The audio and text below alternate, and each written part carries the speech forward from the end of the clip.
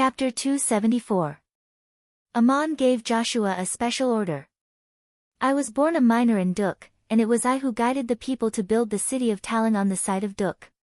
So the people of Talang thought that they were blessed by the gods, and they even forgot that they were once sinners who were punished and exiled by the gods. Even though the god they believe in is called Allah, because of my birth, I have imperceptibly become their so-called glory. I hope you understand that the gods will not always look after them just because they once looked after them. When this generation passes away, the new generation will not experience the suffering of their ancestors, but they will inherit the wealth and glory of their ancestors. But there are some things that cannot be inherited, although they think they can. The gods have helped the people, but it does not mean that the people will become nobler, and it does not mean that the gods will owe them an eternal promise. People will only be noble because they are noble, and this has nothing to do with the gods who look after them. My disciples remained in the Garden of Eden, guarding only my belief in the human world. One day, Talang may become a kingdom, but this kingdom may also be conquered. Even my statue will be destroyed by the enemy or the people themselves, just like many kingdoms in the human world. If the faith is gone, there will be nothing to protect, and my disciples can only watch it happen. Ammonius finally finished his speech. Joshua nodded and did not say anything, only thinking about it in his heart. He had a vague guess that Ammonius was probably Allah, but Ammonius did not say it explicitly, so he could not say it. At this time, Ammon heard Murin's voice in his soul, asking, "Are you making a prophecy?" The reason why Ammon chose to convene the meeting in the shrine was that he wanted Murin to participate. Murin was now in the divine kingdom, but she could find out everything and communicate with the statue in the divine realm. Ammon replied in his soul, "Maybe not a prophecy. This is the norm in the human world." Gabriel frowned and asked, "My God, you mean that one day your statue may also be destroyed, and if the people here forget the faith you guide, we will no longer have to protect this city. But in that case, you will lose the source of divine power, which is what the gods fight for." Ammon looked at her and replied, "Since you all worship me as the only God, even after transcending eternal life, you will not call yourself a god, so what I accept is not an illusory glory and status. I must achieve the corresponding achievements and bear the due responsibility. My vow is different from that of other gods. I do not want to become that kind of god and establish that kind of divine clan." Link also frowned and said, "I am afraid that the believers in the human world will not understand. They will still choose their own way." Ammon shook his head again. People can choose their own way to express their faith. I have seen too many people use the name of the gods to coerce the people to fulfill their own desires. Otherwise, how could there only be a few of you in my Garden of Eden? The disciples nodded silently, and Ammon stood up and said, "Gabriel, come with me, I have something to say in private." After arranging the affairs of the human world, Ammon took Gabriel out of Dalang and came to the sky above the charcoal marsh. Standing on the clouds, he said, "I don't know how many years it will take for me to be gone, and I don't know what will happen to the human world. Among the disciples, the most worried are Madanzo and you. If something happens to Madanzo, it is because of his state of mind, but if something happens to you, I am afraid it has something to do with your experience." Gabriel bowed and said, "My God, I don't quite understand what you mean." Ammon asked again, "You have witnessed with your own eyes how Enkidu fell, and how Peloponnes transcended eternal life. You should know that the test of fate, the judgment of the end of days, is not easy to pass." Gabriel nodded and replied, "Yes, I have seen it with my own eyes. If there is a day like that for me, it is exactly what I look forward to, without a trace of fear." Ammon smiled slightly, "I know you very well. If there is anyone among my disciples who can face that test first, it should be you. In order to help you pass the test in the future, I will leave you something and teach you how to use it." Ammon took out a golden parangan and handed it to Gabriel. Gabriel was surprised. "This is what Maria left behind, your most precious thing. You still need to use it to find a new life for Maria's soul, why give it to me?" What Ammon gave to Gabriel was the god's tear left behind by Maria. He used to have two such parangons, and the other one was passed down by the saintess of the temple of Isis. In the judgment of the end of days, the Parangan used to cast the guardian magic, but the result was that the Parangan was destroyed in the black lightning, and strangely turned into a golden droplet and merged with Amon's body. Amon's personal experience proved one thing, that the guardian of Isis was an excellent means to protect the body against the final test, but the premise was to master the true essence of this magic. Gabriel, who was also from the temple of Isis, had the most experience in practicing this magic. And using the god's tear left behind by the saintess as an instrument, the effect of the guardian of Isis would be incredible. Amon knew how strong Gabriel's soul was, but he also knew her experience. She had carried out missions for the temple and killed many powerful enemies and monsters. When the final test came, he was not sure if he could pass it. Only by giving her this god's tear, Amon could leave with peace of mind. Gabriel did not reach out to take it, but looked up at Amon and said, "Although I do not know what the final test contains, I know it will not be easy. I heard that your other god's tear was destroyed when you became a god. If I also destroy this one, how will you find Maria? This is Mary. Can't I take the spiritual guidance that you left for you?" Amon shook his head and said, "If I don't give it to you, I'm afraid I will never find her. For you and me, Maria has always symbolized blessing and protection, just like the glory of this god's tear. She gave you my 2 letters at the same time, asking you to follow me and protect me. She also asked me to give you another kind of guidance and protection. If I keep this Parangan knowing that you will fall, will she be willing to see it? With such a heart, how can I find her? So I want to give it to you before I leave. If you face the test, use it to protect yourself. Its golden light is also the gaze of me and Maria. I can't know exactly what will happen when you face the test. This Parangan may not necessarily be destroyed. If it is safe and sound, you can return it to me when I return. Maybe there is another possibility, and I will welcome you." Gabriel finally accepted the god's tear, and Amon left the human world for the eternal. The believers of the human world have not seen this god for many years.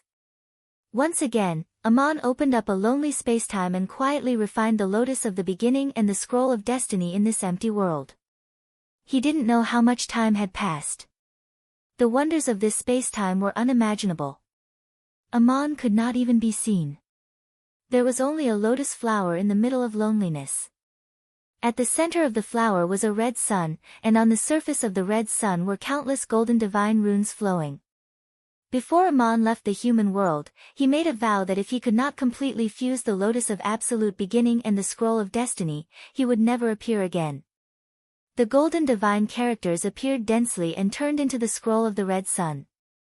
Gradually, it completely fused with the red sun.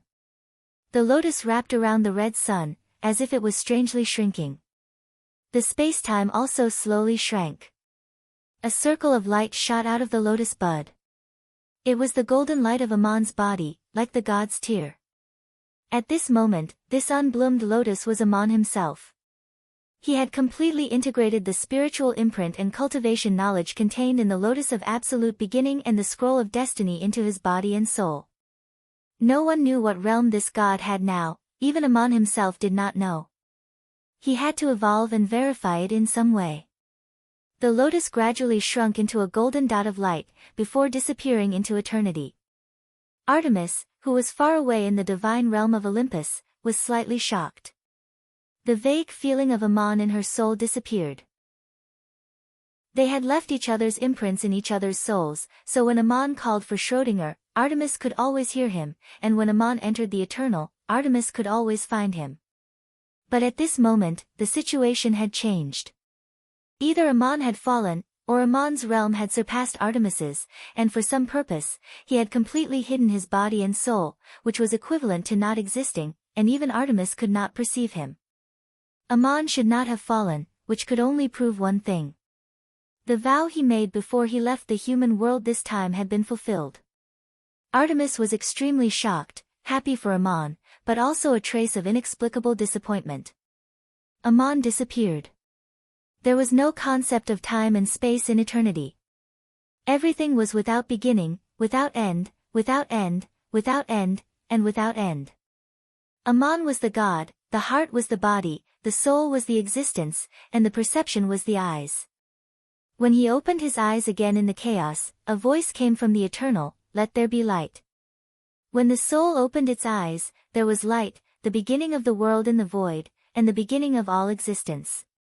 Everything had its name first, and things that did not exist naturally could not be described or described. Here, the light was not necessarily the meaning of brightness, but more a symbol of perception and existence. Aman did not know that in the distant world, there were also people who left scriptures, which opened with the words, "The nameless beginning of heaven and earth, the nameless mother of all things." Those who received its teachings called this eternal, the boundless and mysterious world, and the creation of something out of nothing, the art of spiritual creation. From then on, Aman opened up a world, which was chaotic at first, like a dark abyss, and when the soul opened its eyes and saw the light, it also meant the emergence of darkness. The alternation of light and darkness was like the day and night of the human world. Aman's figure appeared, and he closed his eyes again, as if a day had passed in the human world. When Aman opened his eyes again, what he saw in his soul had evolved into a familiar scene of the human world. This world finally had the concept of up and down, left and right, as if a second day had passed. The water on the ground gathered and merged into rivers, lakes, and seas. Plants grew on the land. If one looked carefully, the world, although vast, seemed familiar. It was centered on the town of Duk, where Aman grew up, and spread out along his footprints. It was like the human world, and yet not. The town of Duk was not so desolate, nor was it as noisy as the city of Talang. It was like the most beautiful and peaceful scene in the ideal countryside.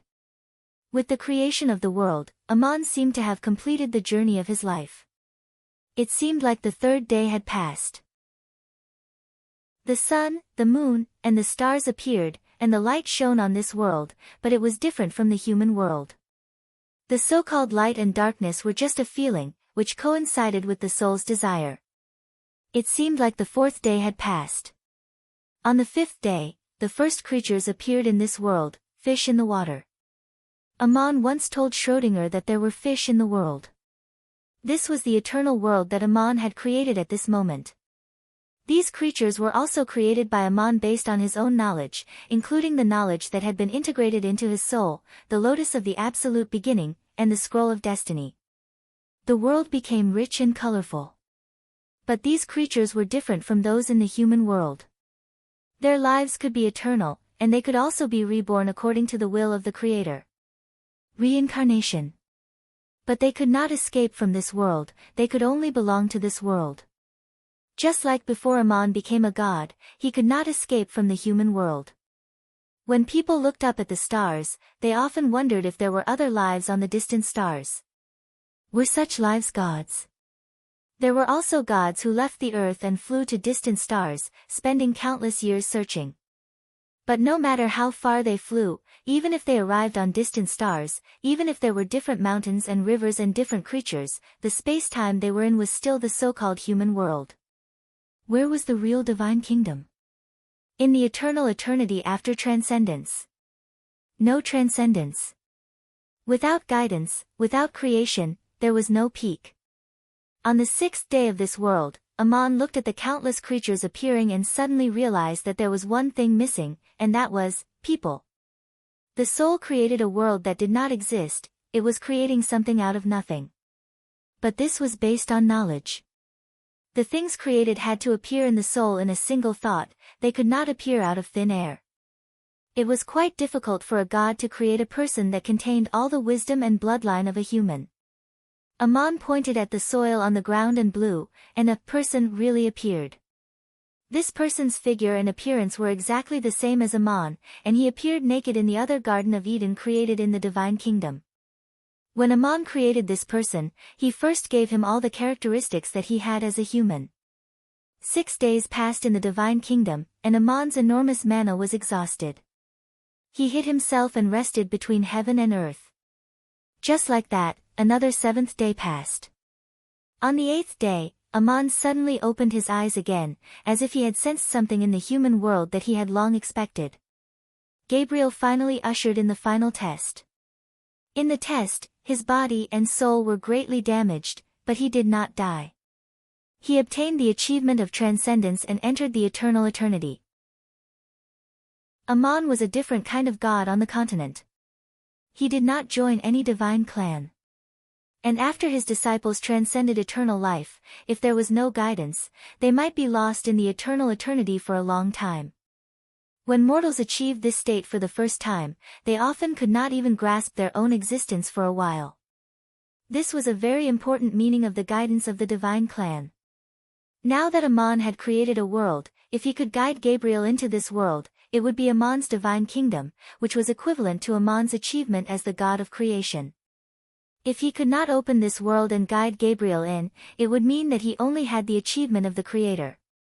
What the truth was, as long as he tried it, he would know. If Gabriel could not come in, then Ammon would leave, as Artemis once did, temporarily opening a lonely space and time to guard Gabriel's recovery.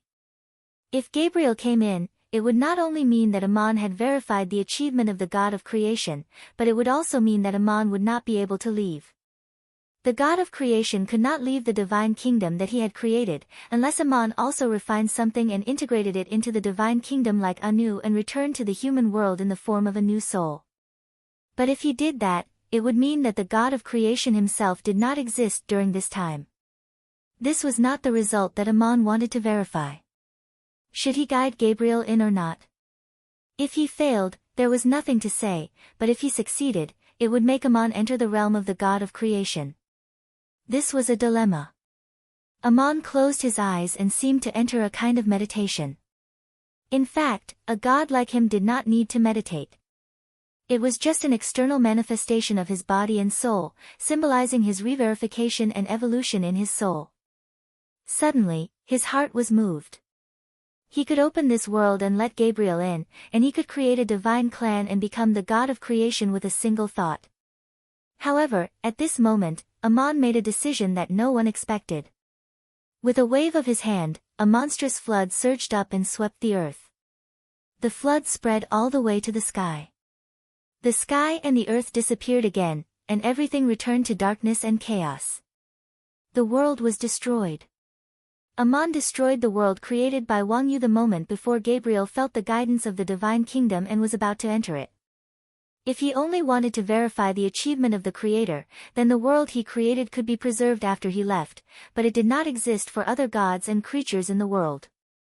If he wanted to become the god of creation, he already had such an achievement, and he could bring Gabriel in. But Ammon's vow was not to become such a god. When he gave guidance to Gabriel, he stepped into the void and into the eternal. The divine kingdom created by Wang Yu was destroyed because of the departure of the god of creation, Ammon, or it could be said that Ammon also gave up the divine kingdom at the same time he sought to verify the god of creation. It was as if nothing had happened, but the realm that this god instantly verified was indescribable. The god of creation of the Ennead, Anila, once asked Ammon what was the end of human desire. The answer was to have the whole world, and everything in the world was in line with one's will. This was impossible for anyone to achieve, and the way to verify it was to create a world in one's own soul.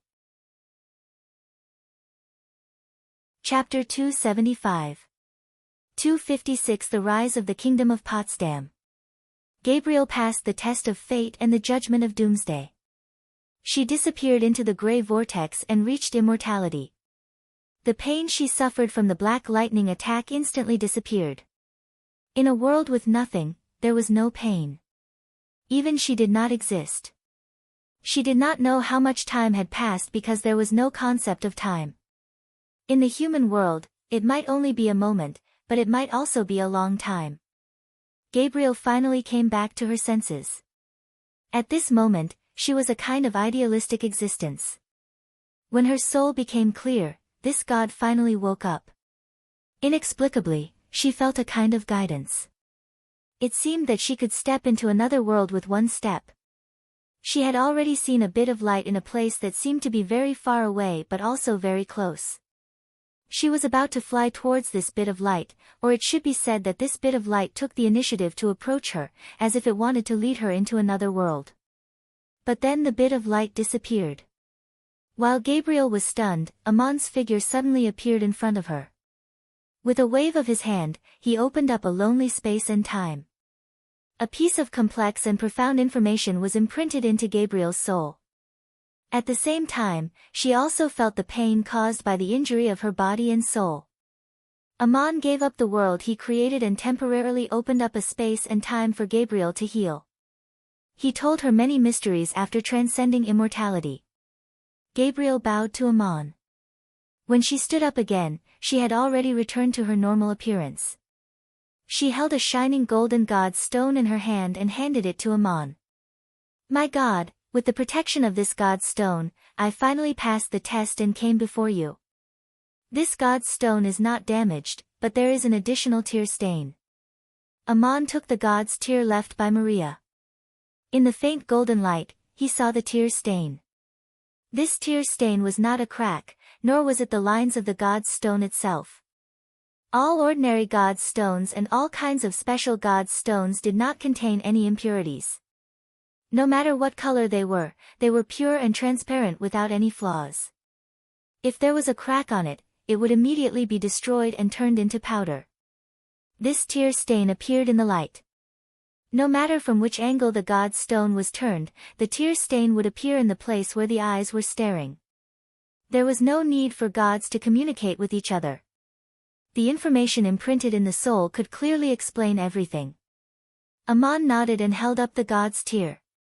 Golden light sprinkled on Gabriel's body as it guarded this god who had transcended eternal life as she healed. Time passed for an unknown amount of time. Gabriel's injury was gradually recovering. There was no need to stay in this lonely space and time. She could return to the human world and recuperate by herself in the god's garden. Amon, on the other hand, intended to wait for her to fully recover before teaching her some of the mysteries of the god's training, so he had been quietly standing in the lonely space and time with the god's tear. But before Amon, the god's God, of God's God, of God, suddenly of the God, of God in front of him, Gabriel also sensed it. She raised her head from a seemingly meditative state and asked, "My God, what has happened to make you so shocked? What accident could disturb Amon, who could even give up the divine realm he created with his own hands?" Two things happened at the same time. One was that in the human world, the supreme mage Goliath, whom Amon respected as a teacher, was killed in battle. The second was that Amon heard a distant call from the distant Anunnaki divine kingdom. Goliath's prestige in the Hittite kingdom was even greater than that of the gods, and his status and glory were unparalleled. What kind of war would require him to be on the front lines? How could the most outstanding military commander on the continent die in battle? Things had to start from the beginning. It had been 12 years since Amon left the human world.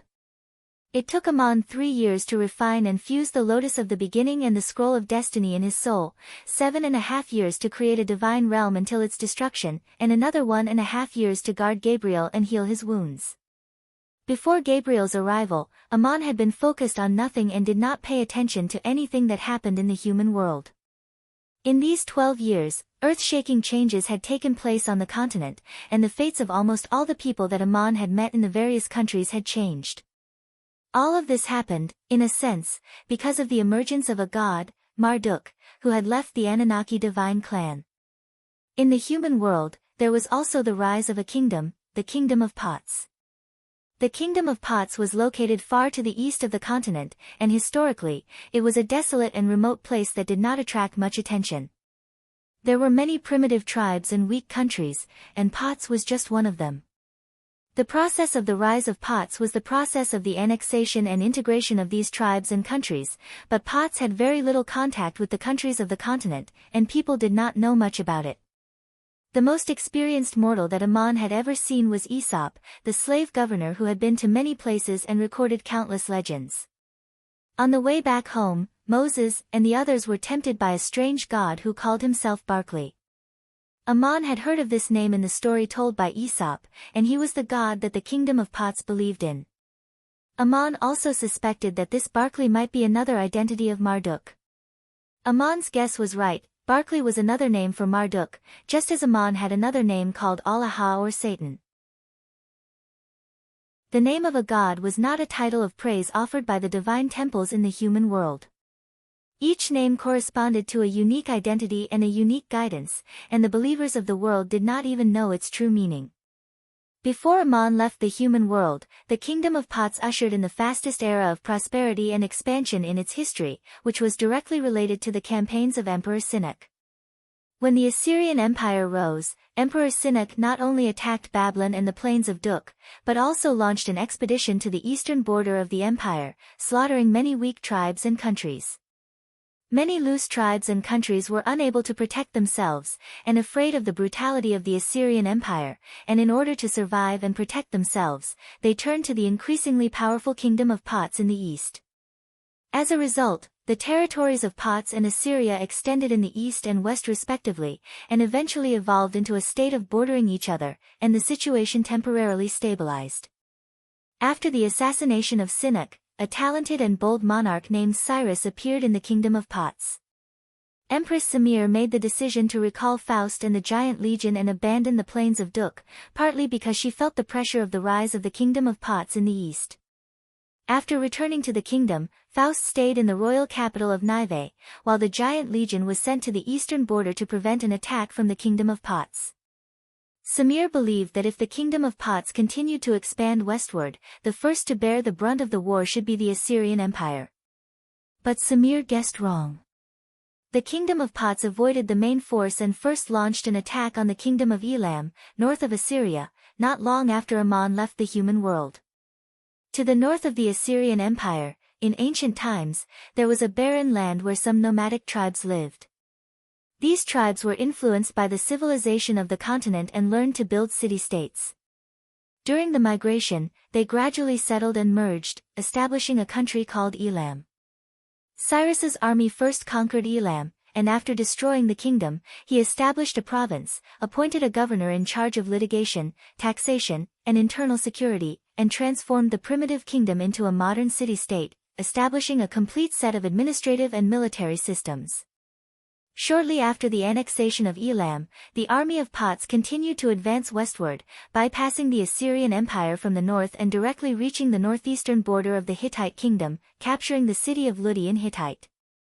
Ludi was located in the northeastern corner of the Hittite kingdom, close to the edge of the wilderness, and had always been harassed by scattered nomadic tribes. The city's defenses were lax, and when the army of Pots invaded, it collapsed. The army sent by King Ashur rushed to the border to fight, but in the end, they were defeated by Cyrus. The king, who had been arrogant ever since he ascended to the throne, finally realized that the situation was not good, so he personally visited Goliath to command the army. In recent years, Goliath had stopped paying attention to the mundane affairs of the Hittite kingdom. He knew that his prestige in the kingdom was too high, and it had affected the authority of King Ashur, so he simply went into hiding to avoid suspicion, and King Ashur was happy to see this. But this time, the situation was different. King Ashur could have sent an envoy to summon Goliath, but he personally went to visit Saya. When Goliath returned, he did two things. The first was to gather troops in Mesopotamia and Budamia and send them to the northeastern border. These two cities were established during the war, and the garrisons and even the ordinary residents of the cities were capable of fighting. The generals were also personally trained by Goliath. The second thing he did was to send an envoy to the Assyrian Empire to discuss an alliance, and the two countries would join forces to resist the army of Pots. The original strategy of the Assyrian Empire was to sit on the mountain and watch the tigers fight. They believed that the Hittite kingdom was not as weak as Elam, and that the army of Pots would pay a heavy price regardless of victory or defeat. If the army of Pots was defeated, the Assyrian Empire could take the opportunity to attack. If the army of Pots won, the Assyrian Empire could also take advantage of the fatigue to attack from the side and rear. But Goliath told the Assyrian empress that the strength of the kingdom of Pots was beyond their original estimates, and that the Hittite army would not be a match for them. If they really waited until the Hittite kingdom was defeated, according to Cyrus' strategy of gradual encroachment, it would be difficult for the Assyrian Empire to take advantage of the situation. Instead, it would become the next target to be encroached upon. The best strategic choice was to join forces and attack. After some discussion, the Assyrian officials finally agreed that Goliath's judgment was correct. The kingdom of Pots did not lose anything by annexing Elam, but instead, its strength had increased greatly. If they waited until it defeated the Hittite kingdom, the Assyrian Empire would be surrounded on 3 sides, so they sent an army to attack the enemy's flank. The main battlefield took place in the area of the Hittite kingdoms Rudi and the kingdom of Pots' Elam province. The Hittite kingdom and the Assyrian Empire fought together and repelled the attack of the kingdom of Pots, but the kingdom of Pots still managed to hold on to Elam province. The kingdom of Pots temporarily withdrew its troops. The northern front did not succeed, and the Hittite kingdom and the Assyrian Empire also suffered heavy losses.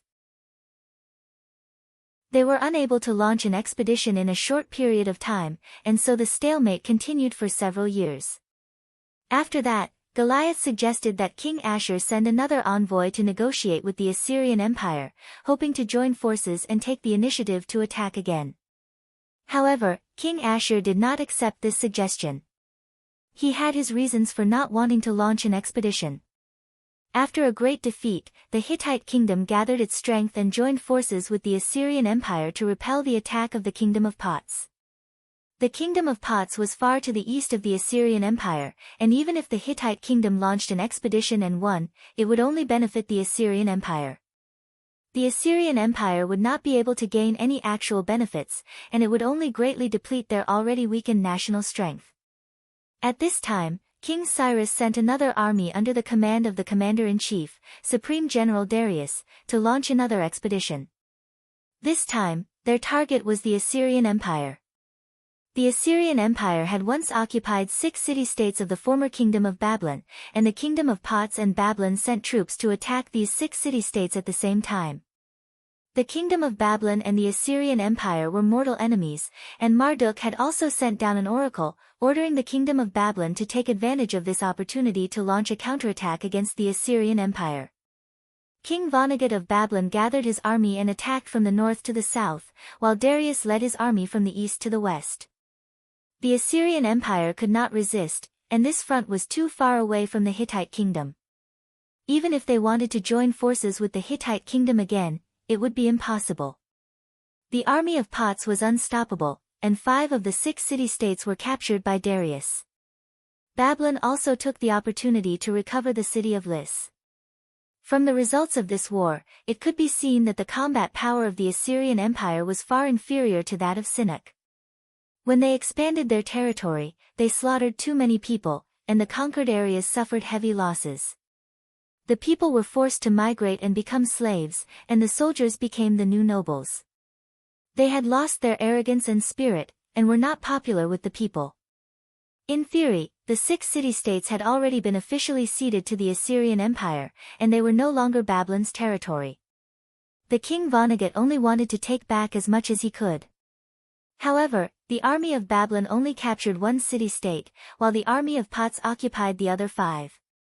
From this, the difference in combat power between the 2 countries could be seen.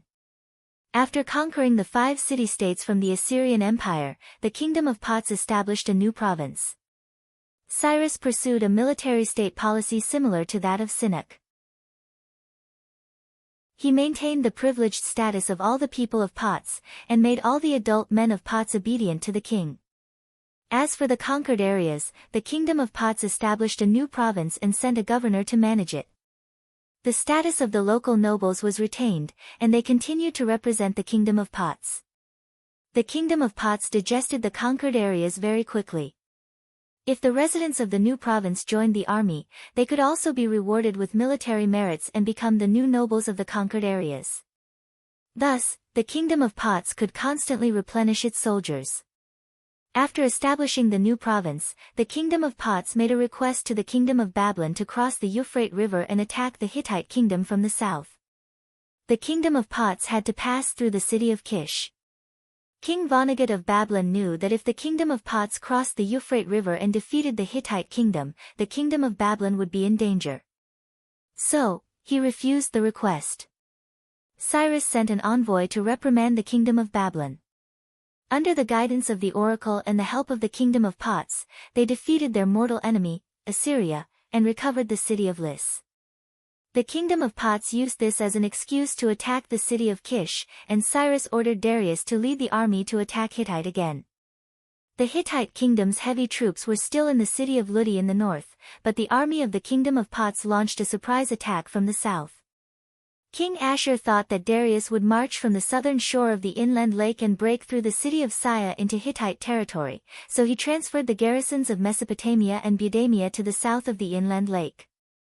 Unexpectedly, Darius led his army into the plains of Duk and captured the city of Budamia in the first battle. King Ashur urgently ordered the main force of the garrison to return to the northern shore of the inland lake, but Darius suddenly turned around and took a detour to the southern shore of the inland lake, defeating the garrison and taking advantage of the situation to attack the city of Saya. King Ashur's judgment of the main direction of the Pots' army's attack was correct, but there was a mistake in the details of the tactical command, and by the time Goliath led the main force of the kingdom back to support them, the defeat was already irreversible. The Pots' army broke through the city of Saya and advanced all the way into the hinterland of the Hittite kingdom, approaching the capital. The main force of Hittite was defeated, and more than half of the territory was occupied. The commander-in-chief of the Pots' army, Darius, sent a messenger to King Ashur and the generals of the cities that were still holding on, reading out Cyrus's national policy. As long as they surrendered, the kingdom of Pots would retain their property and noble status, and the Hittite kingdom would be divided into several provinces of Pots. Several cities surrendered, and King Ashur was also ready to surrender. If he did not surrender, as a king, only death awaited him after his defeat. If he surrendered, even though he would lose the throne, he would still be the largest noble in Hittite, enjoying a large territory and slaves, and one of the rulers representing the kingdom of Pots. At this time, Goliath found King Ashur, and the two had a long talk. Goliath told Ashur that if he surrendered, the kingdom of Hittite would cease to exist. This was not the same as being defeated or surrendering, but being completely annexed and wiped out of existence. Goliath did not surrender, and he asked King Ashur to give him full authority to summon and lead all the people in Hittite who were unwilling to surrender to carry out a final resistance and gather their strength for a decisive battle. He said to King Ashur, "If I win, Hittite will survive. If I lose, surrender if you wish." The war launched by the Kingdom of Pots also meant that Marduk was attacking the Anunnaki divine clan, and this god wanted to annex the entire divine realm of the Anunnaki. The Pots' army captured the city of Kish in the kingdom of Babylon, but they did not destroy Marduk's shrine. Instead, they allowed the local soldiers, nobles, and priests to retain their original beliefs. The ordinary people did not understand what happened between the gods, and even more so did not know that Enlil had fallen and that Marduk had left the Anunnaki divine clan. In their view, it was just one main god replacing another, so the resistance of the nobles and priests was not strong. Chapter 276. Faced with the king's question, Goliath answered, "The reason is simple, because I am a Hittite. Although being a Hittite does not make me more noble, just as a Hittite is not necessarily more noble than a Babylonian, an Assyrian, an Igut, or a Bozite. But no matter who you are, you must respect your own existence in order to find the value of your existence, which has nothing to do with the gods you believe in. The reason why living beings are living beings is not because they are clearly aware of their own existence, so they are able to think about the meaning of their existence. If I sacrifice myself, it is of my own free will, but if I give up against my beliefs and even deny myself, I will never have a more noble achievement. Why is it not necessarily glorious to fight against Hittite? It depends on what kind of war it is, but if a Hittite person betrays even Hittite, it must be a disgrace. Your Majesty the King, I am not accusing you of having the idea of surrendering, it may just be a choice you made out of helplessness. But for me, I can't make such a choice, and it doesn't matter." Goliath gathered the last remnants of the Hittite kingdom and the warriors who swore not to surrender, and fought against the tens of thousands of Bozite troops outside the capital, and the supreme mage was eventually killed. After Goliath's death, King Ashur opened the city and surrendered, followed by all the cities in Hittite. The kingdom of Bozite annexed Hittite, divided the ancient kingdom into three, and established three new provinces, which need not be described in detail. Ammon was invincible in the heart of the Eternal, but at the moment after Goliath's death, the quiet soul of the god was disturbed, and he heard a call from a distant divine kingdom. Ammon put away the god's tear and said to Gabriel, "Your injury is no longer a problem, go back to the Garden of Eden and recuperate on your own for a few years, but before that, you have to do one thing." In the east of the capital of Hittite. A battle has ended, but the aftermath has not yet subsided, and a few people need to be rescued to the Garden of Eden. Seagull, Elmar, and Rulio have rushed to the battlefield to save people. You rush there to cover and support them. Gabriel accepted the order and left. Now that she had transcended eternal life, she was known as Angel Gabriel among Ammon's disciples. The lonely space-time that was temporarily open disappeared again. It was still eternal and indestructible. Suddenly, a spot of golden light appeared in a place that seemed to be very far away but also very close. This golden light flickered and danced, forming a path. Looking closely, this golden path seemed to be formed from many tiny divine characters. Looking at the strokes of those divine characters, they seemed to be formed from even smaller divine characters. Layers upon layers of this endless cycle. Ammon also transformed into a streak of golden light, leaving behind a trail in the air. It was as if he had transformed into a divine rune that was imprinted into it. The next moment, the mountains and rivers appeared, and he appeared in the Anunnaki divine kingdom. Who could summon Ammon in the eternal undying, and even disturb his soul? This person had left some kind of imprint in Ammon's soul, and the source was the scroll of destiny that Ammon had refined and fused with. He was Anu, the god of creation of the Anunnaki divine clan. The god of creation had finally returned to the divine kingdom. The mountains and rivers in the Anunnaki divine kingdom resembled the landforms around the Saya plateau. But here, there was a solemn palace on the plateau, with pure white stone pillars and a dome. There were not too many ornate decorations, and it looked both noble and simple.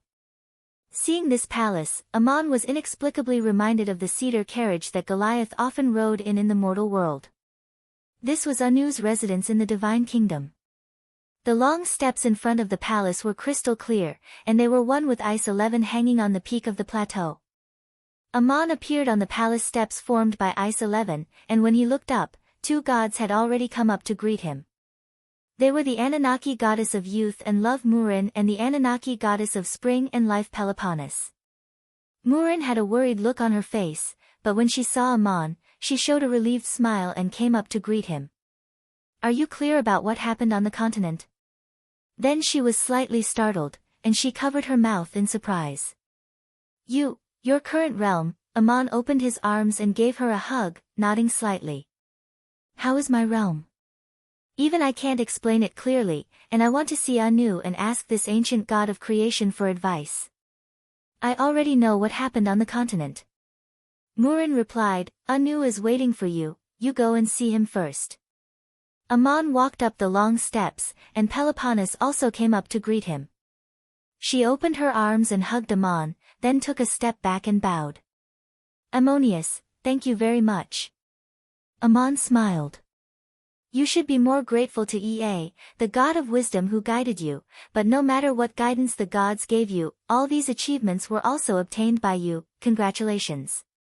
Peloponnes, however, had a worried look on her face. "I have just achieved transcendence and eternal life and came to the divine kingdom, and the Anunnaki divine clan ushered in the greatest disaster in history, and the realm of the source of divine power in the mortal world is about to be lost. Anu is back, but he wants to see you, and said that this will determine the fate of the Anunnaki divine kingdom. Does he want to invite you to turn the situation around?" "Ammon, I thank you for everything you have done for me, and if Anu has such thoughts, I am also worried for you." Ammon patted her on the shoulder.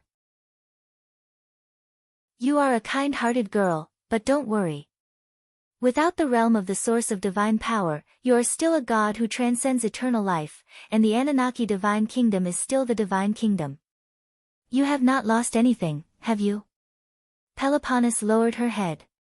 "But I do not know how to help the gods and you. I am grateful, but I do not know how to repay you." Ammon replied. "He has helped me build the Garden of Eden, and now that you have come to this divine kingdom, you can make it better. At this time, the two gods of the Anunnaki divine clan, Nergal and Kela, also came over and bowed to Amon. Kela did not speak, and Nergal said, "Congratulations, Ammonius, you now have the aura of a god of creation." When Anu returned to the divine kingdom, he only said that the fate of Anunnaki is related to you, and only you can provide help. And you are not a god of this divine clan. If that is the case, the gods will thank you. Amon gently waved his hand. Don't say that, I still don't know what Anu wants to talk to me about. Continuing to climb the long steps, the moon god Nannar and the sun god Utu also came to greet him. It was the first time that Amon met these two gods who had lived in the divine kingdom for a long time. But when he was the head of an army on earth, the first opponent he fought was the army of Nannar of the Hittite kingdom. Now he finally met the god in person. At the end of the long steps stood the god of wisdom, Ea, in front of the palace door. When Ea saw Amon walking over, he smiled faintly and said, "God Amon, I heard that your disciple Gabriel has achieved transcendence and eternal life not long ago. Congratulations, you can now create your own divine clan." Amon said noncommittally, "This was one of my vows in the past, to create an ideal divine clan." Ea looked at the gods below the stairs again and said, "The defeat of the Anunnaki divine clan in the human world is irreversible. If Anu has entrusted you with something important, there is a possibility that all the gods present will be called angels, just like your disciples." The words of the god of wisdom were meaningful. Amon looked back at the gods and replied, "This is the choice of the gods, not my decision, isn't it?" Ea nodded. "Anu is waiting for you, go in quickly." Amon entered the door of the palace. It was difficult to describe the mystery of this door. What he stepped into was not a hall, but a valley surrounded by peaks. On a small hill, there was a boulder that was shaped like a table. The two boulders beside it were like two chairs that seemed to be made by nature. There was a strange scene on the table, and it turned out to be a game of military beast chess. There was already a man sitting on the chair, and he smiled with his back to Amon. "I didn't expect to meet here, Amon, let's play another game." The speaker was Anu. Amon walked around the table and sat down, and finally saw the appearance of this god. He had a beautiful long wavy beard that hung down to his chest, and his hair was also black and shiny like waves that hung down to his shoulders. He wore a golden hairband on his head, and he looked like a very dignified middle-aged man. Amon had never seen him before, but there was a very familiar feeling in his soul. He sat down on the opposite side of the table and said, "Goliath, I didn't expect to meet you here, and I didn't expect you to be Anu." Anu shook his head and said, "You can say that I am Goliath, but Goliath is not me." The two gods looked at each other and smiled, and their eyes contained endless information, but it seemed that there was no need to say more. Anu fused the Book of Destiny, which contained the spiritual imprint and spiritual knowledge, with the divine kingdom, and he himself returned to the mortal world in the form of a new soul, so his current soul was Goliath. But Goliath himself did not know that he was Anu. He was a complete and independent person who had completed his life in the mortal world. When his life ended and he returned to the divine kingdom, he finally understood the whole story. What was the purpose of the Anunnaki divine kingdom's lord doing this, and what did he gain? He may have been trying to break through to a higher realm than the god of creation, may have had a premonition of what the Anunnaki divine clan would face, may have gone to the mortal world with some kind of wish, or may have been trying to confirm another path of cultivation. From the experience of Goliath's life, many things could be explained, but they were all wonderful. Amon looked down at the military chess game on the table. He had played chess with Goliath twice in the mortal world, and he did not expect to see Anu again in the divine kingdom. The brilliance on the chessboard showed the current situation of the war on the continent, and Amon smiled bitterly, "Respected god of creation, you have turned the chessboard upside down." Anu had indeed turned the chessboard upside down, and his position was on the side of Marduk and the Bosnian Empire, while Amon's position was on the other side. Anu waved his hand and said, "Supreme General Amon, you should call me Goliath. I deliberately put the chessboard upside down, wanting you to try if you were me, and see if you could turn the situation around." My attempt to leave the divine kingdom this time, as you can see, ultimately failed. If Anu's purpose was to bypass the test and find another way to surpass the realm of the god of creation, he had indeed failed. If he wanted to prove a completely different path of training, it seemed that he had also failed, because Goliath did not transcend eternal life, but died in battle. If he wanted to stop Marduk's attack on the Anunnaki divine realm in the mortal world, the current situation was even more of a failure. Amon, however, shook his head and said, "For the God of creation who owns the entire world, success and failure do not matter to you. Besides, in this life of Goliath, you have also gained a lot, and leaving the divine kingdom to go to the mortal world was very valuable." Anu also said with emotion, "Yes, I have gained a lot. In this life, Goliath has proven his pursuit. Let's not talk about this for now, let's play chess. In the mortal world, we were also opponents on the battlefield, and you are one of the best commanders I have ever seen. I want to know, if you were me, how would you face the attack of the kingdom of Bosnian?" With a snap of Amon's fingers, the brilliance on the chessboard returned to before the attack of the kingdom of Bosnian, and then the chessboard began to automatically evolve, replaying the situation of the kingdoms of the continent over the past 12 years. As he watched, he said, "King Cyrus of Bosnian used troops unexpectedly, and he chose to go far away, bypassing Assyria and Babylon in both of his attacks. With such a risky move, he first destroyed Hittite." Goliath nodded. To carry out a war like this is either an idiot or a genius, but it turns out that he is not white nose. Between the kingdom of Bosnian and the Hittite kingdom, there were still two countries, Assyria and Babylon. According to common sense, Cyrus should have conquered Assyria or Babylon first before attacking Hittite. This was common sense that everyone knew. Otherwise, the logistical route of an expedition through a third country would be easily compromised. It was a strategy that could not be used in a large-scale war. But Cyrus of the Kingdom of Bosnian did it, and it was very successful. He wasn't taking any risks, but rather relying on absolute strength and ability. In the north, he first destroyed Elam, established a province, and consolidated the occupied area. After that, he used it as a base to bypass Assyria and attack Hittite. This strategy was stopped by Goliath and the Assyrian Empire. However, the Kingdom of Potsdam's other campaign was even more classic. They inserted their army between Assur and Babylon. First, they joined forces with Babylon to capture 5 city-states.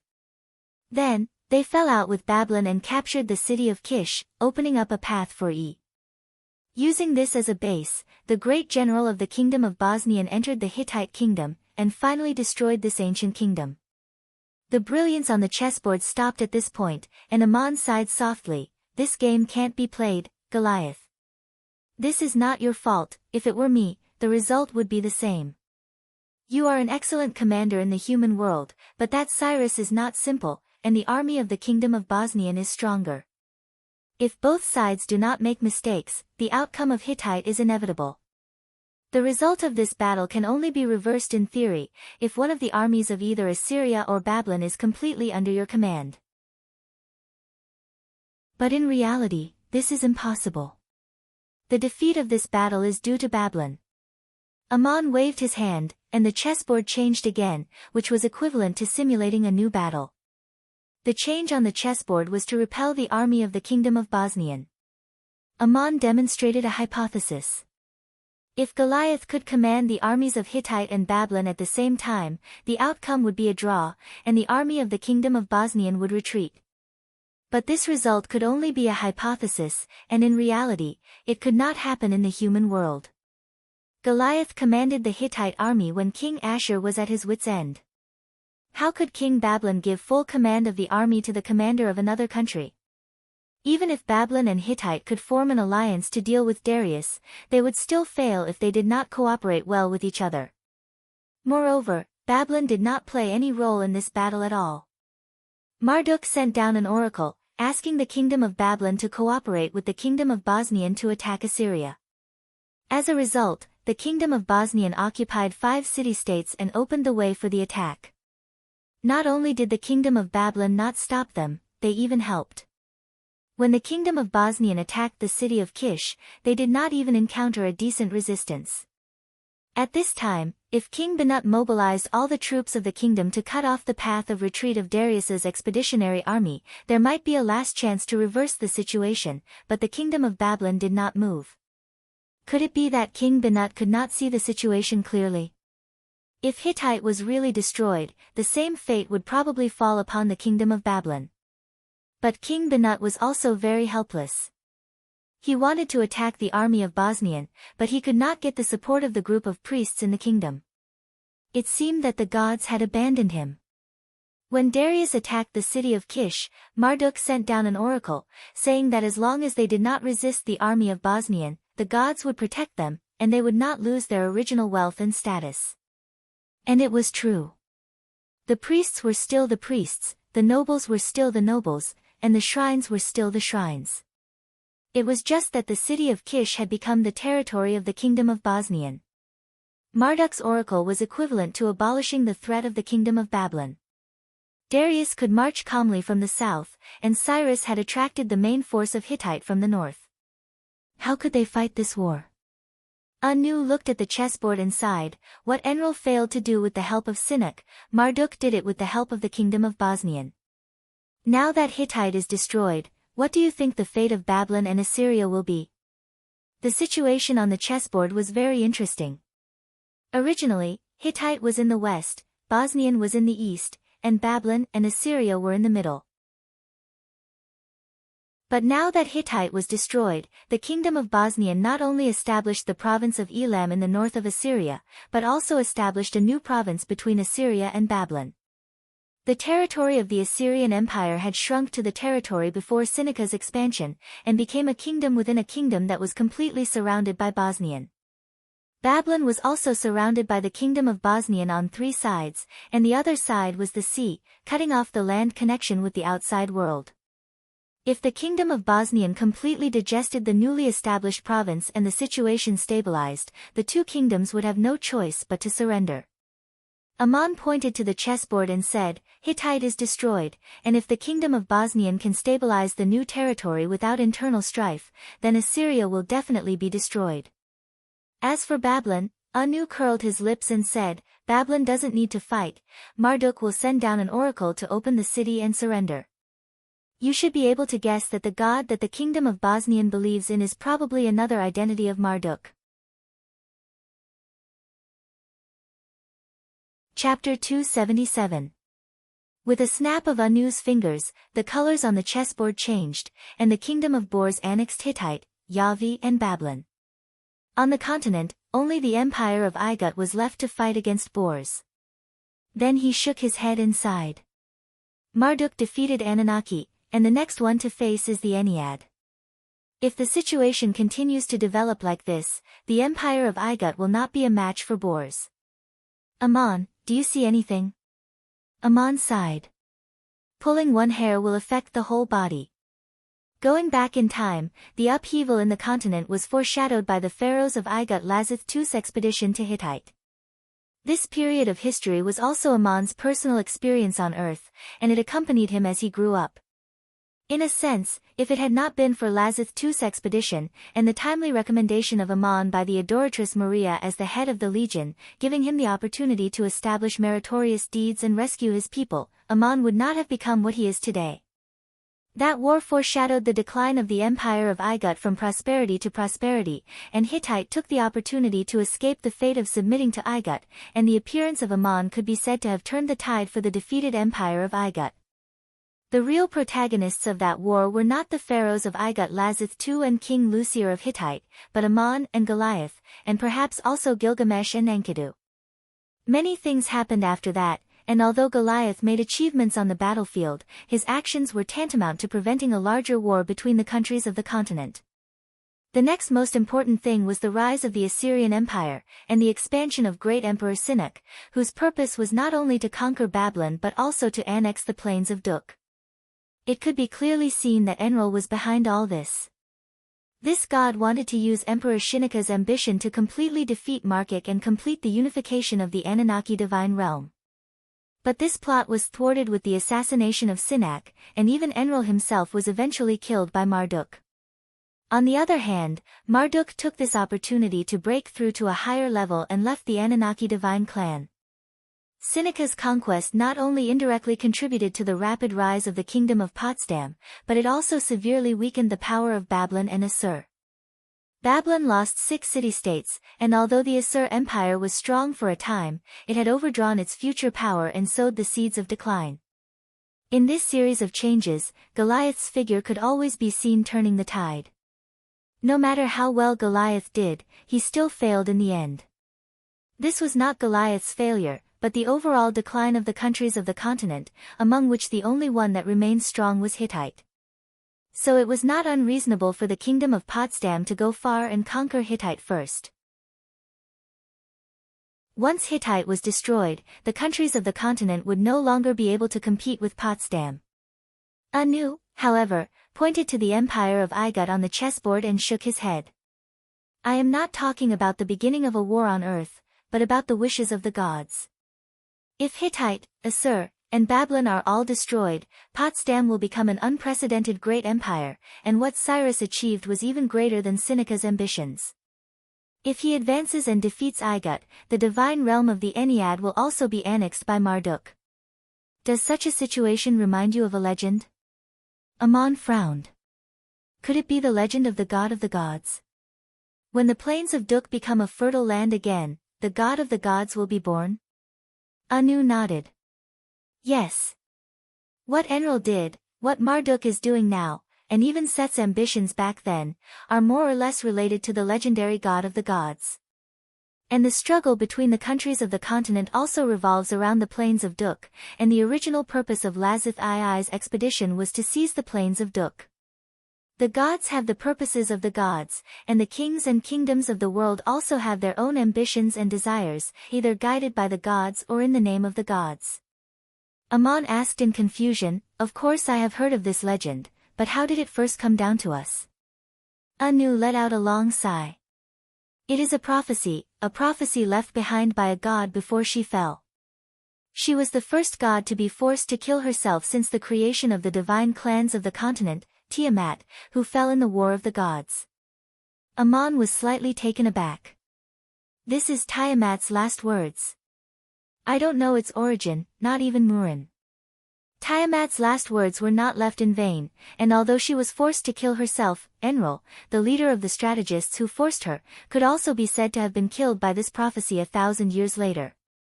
I just find it strange, as a god who transcends eternal life, would she still believe in such a prophecy?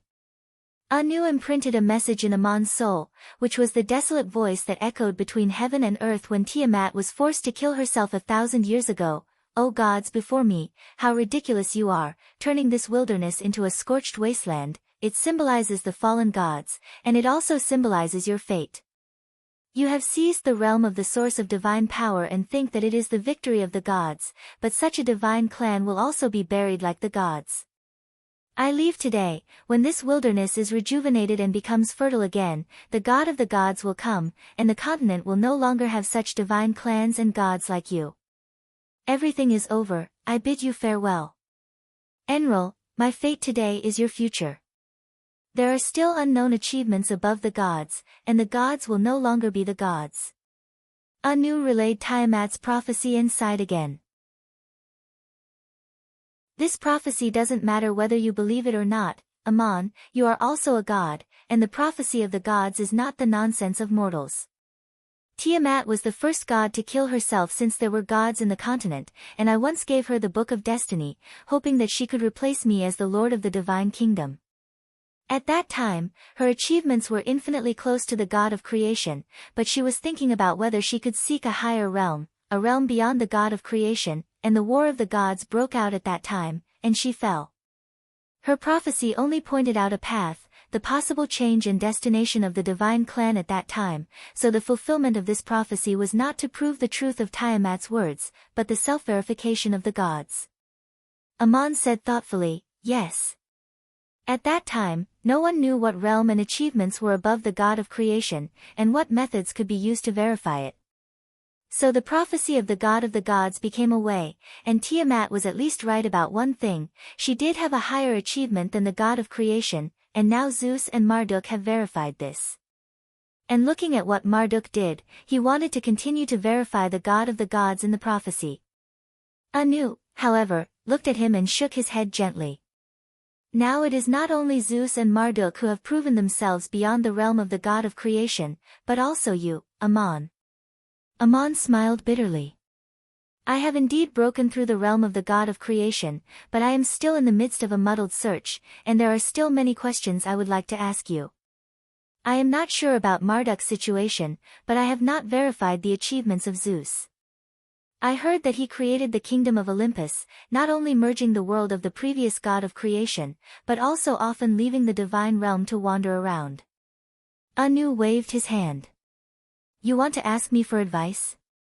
I also want to ask you for advice. These are exactly what I am interested in. The kingdom of Olympus created by Zeus was able to merge the divine realm of the previous god of creation, and if anyone can do it, it should be you. Ammon shook his head. I don't know if I can do it, at least not yet. Anu leaned forward and said, how did you seek confirmation and breakthrough? Can you tell me your secret? Ammon smiled. If someone else had asked me, I wouldn't have answered. Firstly, it's because the level of accumulation and attainment in my soul have not reached that level, so it's useless to answer. Secondly, it's because I don't have to tell unrelated people. But if you ask, I will not hold back, not only because I have obtained the scroll of destiny, but also because you are Goliath.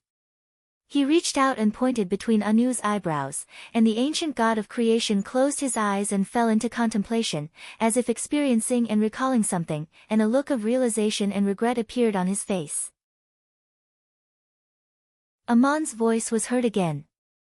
The end of human desires is the achievement of the god of creation. If this is what you seek, this path is the end of the search for the gods, and there is no higher realm. After a long time, Anu finally opened his eyes and said, if it is the right path, the god of creation is indeed the end. If there is a higher realm of pursuit, the search for the god of creation is a wrong path. The meaning of this sentence was a bit complicated. The cultivation of the gods was similar to the cultivation of the human world in a sense. There may be only a few right paths to immortality in the human world, but there were countless wrong paths. After becoming a god, according to the guidance of the existing pantheon, the god of creation was the end of the achievement of the gods. But in the eyes of Ammon, it was equivalent to a fork in the road, and there was no way to go forward. If the pursuit of becoming a god was like this, then it did not matter if it was a fork in the road. If the pursuit of the god of creation was regarded as the right path, then this was the end of the achievement, with the world and pantheon that one had created. The achievements of the god of creation were higher than those of the creator, and of course, they had to pay more. The earliest Anu and Anu had the vow to create a divine kingdom and guide the gods and establish a pantheon, and they had sought to prove this realm. Since they had established a pantheon, there was a promise and a responsibility to give the gods a divine kingdom that they yearned for. Anu murmured, is it that simple? A mistake of a thought. Ammon nodded. It's that simple, just a thought. Because of the different vows, my current achievements did not surpass yours or Anu's, but I have embarked on another path, and I am still in the process of exploring it. Anu lowered his head and muttered to himself, but I can't be considered to have taken a wrong path, because I am the creator. Back then, I sought to prove a higher achievement than the creator. There was no god who could guide me on what it should be, and I became the creator. Ammon comforted him. You finally understand today that this path has come to an end. If I hadn't witnessed a pantheon like Anunnaki and had a different vow in my soul, maybe I would have reached your point. Anu said sadly. I finally know the answer. The choice back then was only a thought, and it is impossible for me to make a new choice. It's like playing chess, the piece has been decided, and there is no way to go back on it. What were these two talking about? If it were an ordinary god, he would probably not understand. Ammon told Anu through his own experience that if he wanted to pursue a higher realm than the god of creation, he should not have become the god of creation that he is today in his vow. Aman had established a divine kingdom in an indestructible eternity, and had already achieved the same achievement as Anu, but he did not have the vow to become such a god of creation at all, so he simply gave up on the divine kingdom. Aman had witnessed the pantheon of today and understood the pursuit of the gods and the achievements and realms they had achieved, which was why he had made such a vow. But Anu was different back then. He was a pioneer, and he broke through the achievements of the Creator to become a god of creation. He did not want to give up at all, nor did he know that there was another path after giving up. So both gods said, "Let's just do it." But was it really that simple? To have a world of one's own creation, to guide the gods who transcend eternal life to establish a pantheon and enjoy an eternal divine kingdom, and as the pantheon grew stronger, the knowledge of cultivation would continue to merge, and this divine kingdom would become more and more colorful. In theory, the growth was unlimited, so who would give up and not even try? This was a choice that could only be made with a firm vow and a strong soul. In terms of current achievements alone, Aman did not surpass Anu, but he had opened another door and could continue to seek a higher realm. As for whether it would be the same achievement as Zeus, it was not clear at present. There was no visible path ahead, and the only way out was to walk. Anu knew the answer from Aman. He sighed and said, "It's a pity that I can't turn back." But Aman shook his head. There is nothing that can't be turned back. When people say this, they are often measuring how great the price is, whether they can bear it or are they willing to bear it. The greatest price people can pay is everything they have. Anu nodded and said, "Yes, this truth is simple, give up the divine kingdom, and the Creator can leave. It is possible for you, but you did not make such a vow to create such a pantheon, and you did not make such a promise. If I make this vow to destroy the Anunnaki divine kingdom, because of the promise of creating a pantheon, I will also be destroying myself at the same time, which is tantamount to killing myself like Tiamat." Aman also sighed. "Yes, you wanted to know the answer I sought, but you did not expect it to be this kind of answer, did you? If you make such a vow, it is tantamount to destroying the Anunnaki divine kingdom, and it is tantamount to your own death. And you are now the king of the Anunnaki divine kingdom, and the pantheon of Anunnaki still exists, the gods can continue to guide the divine emissaries, and the lost divine realm may one day be restored." Anu looked at Aman, and gradually smiled again. Suddenly he blinked and said, "Actually, I have another choice, but this choice requires your help, and the reason why I came to you is also related to this." Aman, "Oh, how can I help you?" "Anu, if one day you can prove the realm similar to Zeus, you can create your own world, integrate it with the Anunnaki divine kingdom, and retain and inherit everything. At that time, the Anunnaki divine kingdom will still exist, but it will be integrated into your divine kingdom, and the gods will become angels who believe in Ammonius, and it will not be counted as me breaking the promise of creating a pantheon, and I can make an oath to prove it again." Aman was slightly surprised. "You actually think so? But do you know, even if I am willing to help you, how many conditions must be met?" Not to mention whether Aman was willing to help Anu, if he could really do this, then the conditions needed to be met would be unimaginably complex even for the gods. First, for Aman to have such an achievement, he must be able to do it one day. Second, the gods of Anunnaki must also be willing to become angels who accept the guidance of Aman. Third, Aman must be able to guide the gods to a higher realm on another path. Fourth, Anu must also make a successful breakthrough and make a vow to prove a certain realm, which even Aman could not help him with. At least for now, Anu could not do this, and even Aman did not know how Anu should practice and prove himself in order to take this step. Anu said, "Of course I know that it is difficult to fulfill this wish, and it seems impossible. But when you were a child in Duk, could you have imagined that you would become the Ammonius of today? Before becoming a god, you have already made a different vow, so the integration of the Anunnaki divine kingdom can be included in your vow to continue forward. I just want to ask, to make an agreement with you. When it can be realized in the future, please integrate with my divine kingdom and help me continue to fulfill my promise to guide the gods to enjoy the eternal divine kingdom. And you are not without gain, you will enjoy and inherit the Anunnaki divine kingdom, and what I give up will also be what you gain." Aman said thoughtfully, why do you want to do this? As a god of creation, you don't have to do this at all. This question was also very reasonable, and in a sense, Anu's idea was completely unnecessary. Many of the gods living in the eternal divine kingdom did not pursue a higher realm, and even if they did, it would be to become a creator or a god of creation. With an eternal world created by a soul, was there any need to pursue anything else? Even if Anu did nothing, even if the divine realm of the Anunnaki divine clan on earth was completely occupied by Marduk, the Anunnaki divine kingdom would still exist, and Anu would not lose anything. In the long years of history, the world had risen and fallen, and the kingdom of Bas could not be so strong forever, and the people could not always believe in Marduk as the main god, so there was still hope of restoring the divine realm. Anu, on the other hand, had to give up everything he had and start all over again. Amon could only help him continue to fulfill his promise to the gods, but Anu himself had to take the risk of dying, and even the path of seeking proof was unknown. So why bother? Anu replied very calmly, because my wish has been made. This sentence broke through thousands of words, and Amon had nothing more to say. However, Anu asked Amon in return, if you want to know why I have such a wish, this is a question that the gods of creation cannot answer, but you can ask yourself. Why did you make such a vow back then, not to become a god of creation like me, not to establish a divine clan like the Anunnaki? Chapter 278.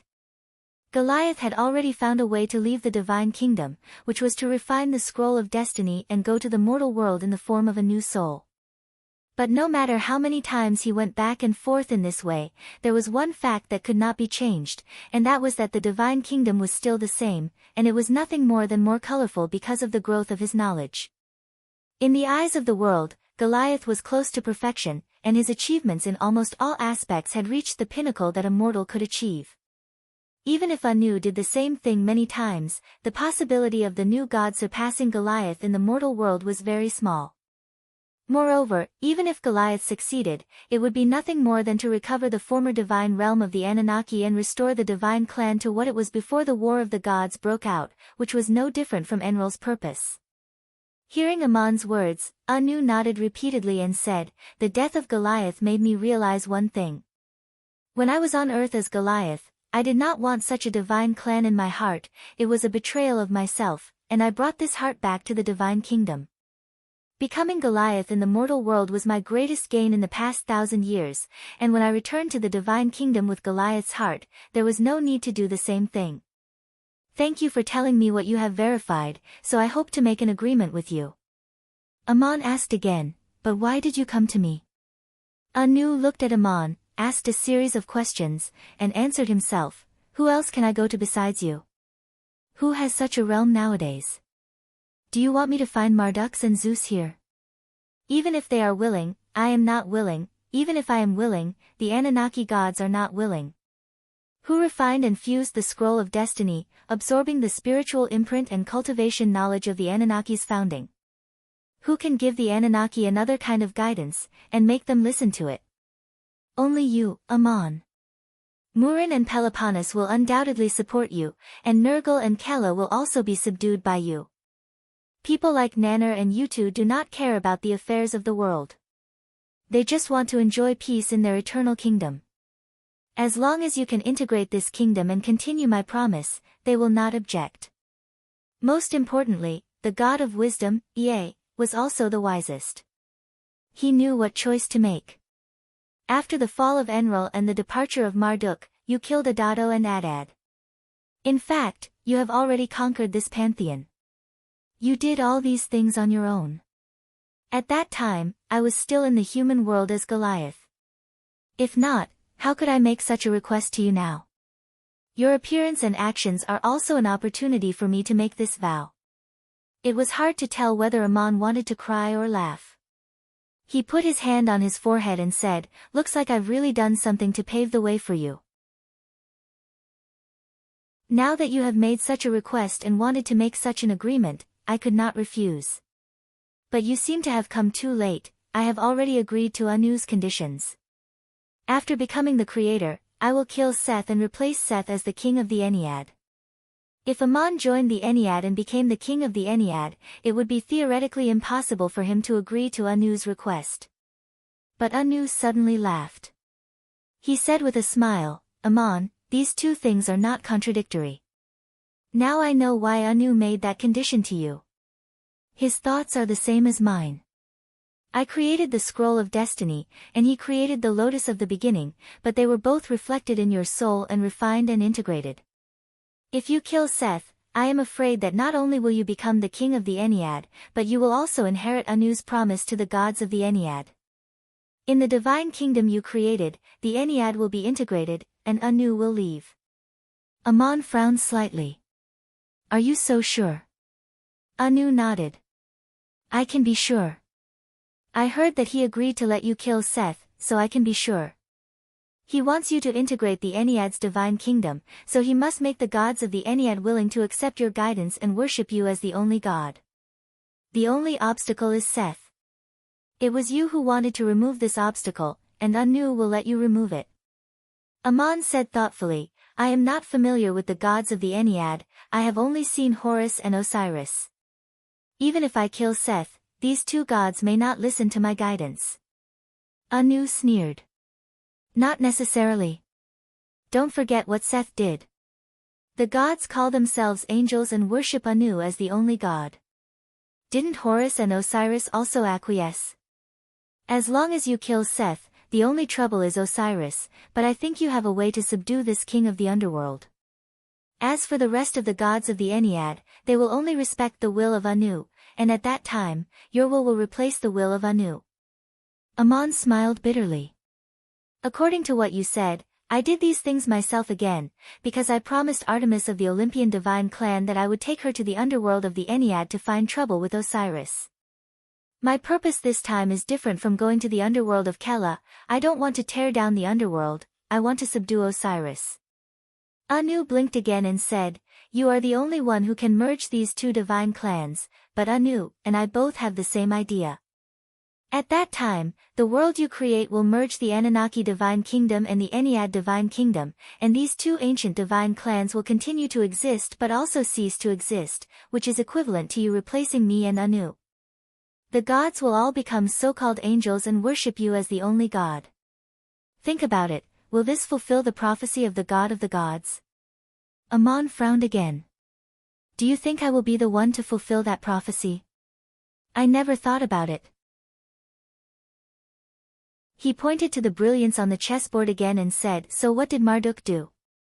Hittite has been destroyed, Assyria and Jilin are about to be annexed, and the Igud is also inevitable to be conquered. The divine realms of the Anunnaki divine clan and the Ennead divine clan for thousands of years are about to be occupied by Marduk. Why not say that he is the god of the gods?" Anu shook his head. "He only occupied the divine realm on earth, while you have merged with the divine realm and become the true god of the gods. The rise and fall of kingdoms on earth is hard for anyone to say, but the divine realm is the well of eternity." Aman rested his chin on his hand and looked at the chessboard. "I'm thinking about a question, what will the divine realm world created by Marduk look like?" Anu narrowed his eyes. "I don't know, but I can guess. As you said, the divine kingdoms of the Anunnaki and the Ennead both have the shadow of kingdoms on earth, which can be seen from the divine realms on earth.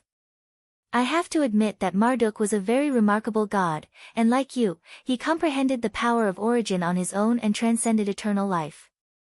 At the same time, he was also a very interesting god, and his actions were very thought-provoking."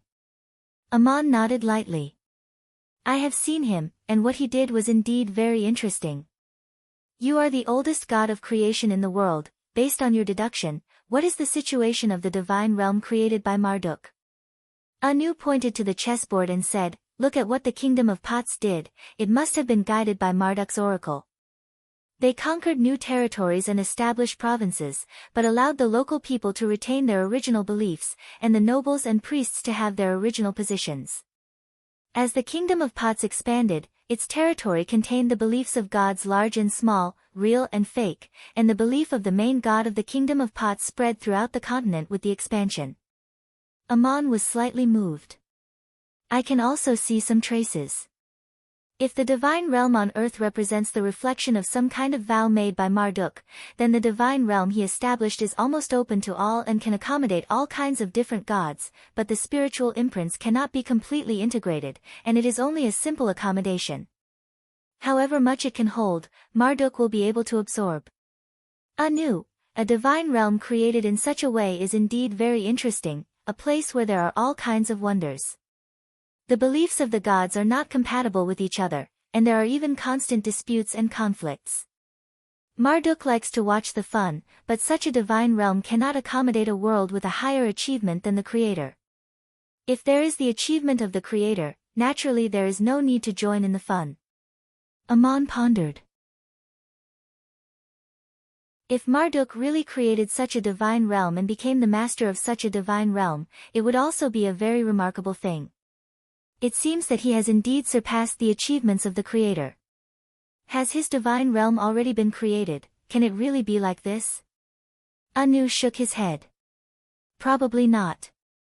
Everything that the kingdom of Pots has done to expand on earth is the confirmation of what Marduk has done in his soul. I guess the divine realm in his vow should be like that. Aman looked at the chessboard again and said with a frown, a great empire like Potsdam may be very large when it's strong, but once Potsdam itself declines, it will lose control of its territory and easily fall apart. In my eyes, Goliath is not only an extremely accomplished supreme mage, but also a great strategist and politician. Can't you see this? Anu shook his head again. Of course I can see it, and I believe that Marduk can see it too. But this is the process of Marduk seeking confirmation. If he succeeds in establishing such a divine realm, it will naturally be better for the Pots Empire to be strong for a long time, and it doesn't matter if it declines in history, because Marduk's vow has been fulfilled.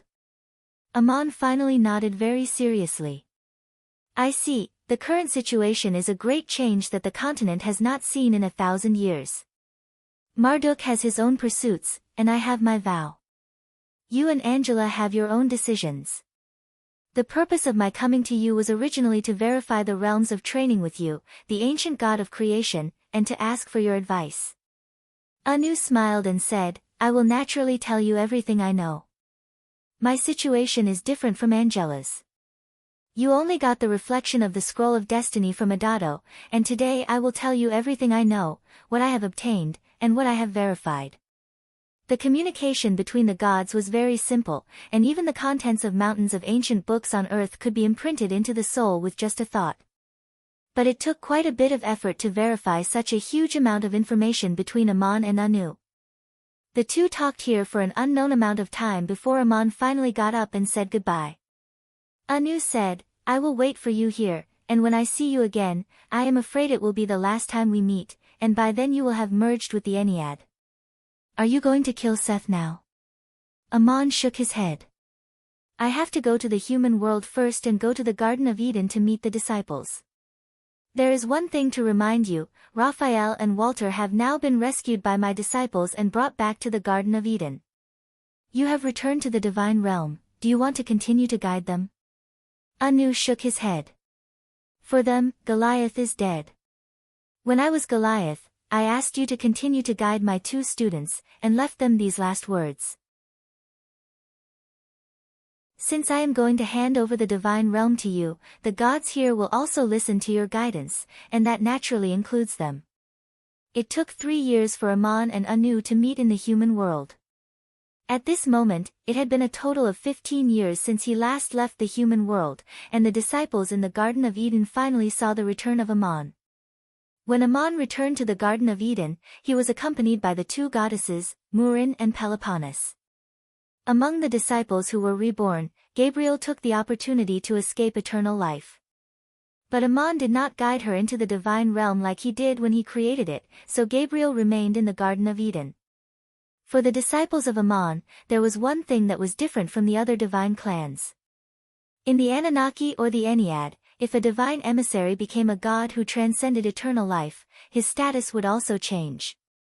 But in the Garden of Eden, Medanzo was still the leader of the disciples, and Gabriel was only the most accomplished angel at present, because they only believed in one God. When Aman returned this time, there were 3 more guests in the Garden of Eden, namely Raphael, Walter, and Cilia. When Goliath organized the last remnants of the army to fight the army of boars, these three were also in the army. Hittite was defeated and Goliath was killed. They were also prepared to fight to the last moment, but were rescued in the melee. Of course, Seagull was going to save Cilia, Elmar was going to save Raphael, and Rulio went together. It was not easy to take these three supreme mages away by force, but at that time they were exhausted from the battle and Walter was seriously injured. The three divine emissaries suddenly descended from the sky and took them away from the heavy encirclement of Bor's army. Since Amon's divine emissaries intervened, Marduk's divine emissaries would also come forward to stop them. At that time, Amon was in the eternal realm, opening up a lonely space and time to guard Gabriel's recovery, and when he noticed the situation, he immediately asked Gabriel to return to Earth to cover and support the three disciples. Gabriel was already a god, and although she appeared on the battlefield, she did not directly intervene in the battle between the two sides, and only rescued a few people. It was not convenient for the divine emissaries on Marduk's side to expand the conflict. When Amon returned to the Garden of Eden, Medanzo and Gabriel led the disciples to welcome him. The disciples once again saw Peloponnes, who had helped them build the Garden of Eden, and now had become a true god, the Anunnaki goddess of spring and life, and they all came forward to congratulate her. Peloponnes replied with a smile, "You don't have to call me goddess, maybe it won't be long before I become an angel guided by Amon like you." The Anunnaki gods were already clear about Anu's decision and the fate of the Anunnaki divine kingdom, so Peloponnes said that. But the disciples did not know the inside story, and they all looked at Amon with surprise. After not seeing him for 15 years, they heard such shocking news as soon as they returned. What did Ammonius do to Peloponnes? Amon, however, shook his head and said to Peloponnes, "Don't say that yet, because I haven't done it yet." Then he looked around at the disciples and asked, "Why don't I see Walter?" Raphael had a sad look on his face and sighed. "Walter was injured and has not fully recovered for the past 3 years, and he always sits alone in the forest without saying a word. The news of your return to the Garden of Eden was so sudden that everyone was in a hurry to see you and forgot about him." "I'll go find him now." Gabriel interrupted, "There's no need to go find him, I've already asked him to come." Amon looked up and saw Walter walking out of the dense forest in the distance, his figure floating close to the ground in front of him, and he knelt to the ground and kissed the soil in salute. This supreme mage was indeed injured, and he had not recovered for 3 years in the Garden of Eden, presumably the pain was more in his heart. He helped Walter up and asked, "Walter, what's your name?" Walter was stunned by Amon's question. This was an idiotic question, of course his name was Walter. He had imagined countless scenarios when Ammonius returned to Earth, and he had countless questions in his heart to ask this god, most of which were about his teacher Goliath, but he never expected that this god would ask such a question. Seeing Walter in a daze, Ammon explained, "I know you are a pure priest, just like your teacher Goliath, who has never married in his life. From the moment he accepted the priesthood, he dedicated everything to the gods and no longer used the family name and title. But you should know that Goliath's faith has long since turned his back on the main god of the shrine, and I'm afraid you are the same now. I want to ask your original name." Walter bowed his head and replied, "My name is Saria." At this moment, a piece of information was suddenly imprinted in his soul, which was the ins and outs of Goliath, as well as the many contents of the conversation between Ammon and Anu in the divine kingdom. Then he heard Ammon's voice whisper, "Saria, I know that the pain in your heart has not yet subsided, and I am also sad for Goliath, but this kind of sadness and regret should not confuse you. About Anu and Goliath, you will understand after you transcend eternal life, and I did not intend to tell you. But seeing you now, I cannot untie the knot in your heart if I don't tell you. Goliath not only hopes that I can guide you, but also hopes that I can merge with the divine kingdom of Anunnaki. This is not a sentence. It is a change of faith. What you are willing to do does not mean that you can do it. If you can accept my guidance, I will call you by this name from now on." Walter looked up and said, "My God, please give me guidance. From today onwards, I am Saria in the Garden of Eden."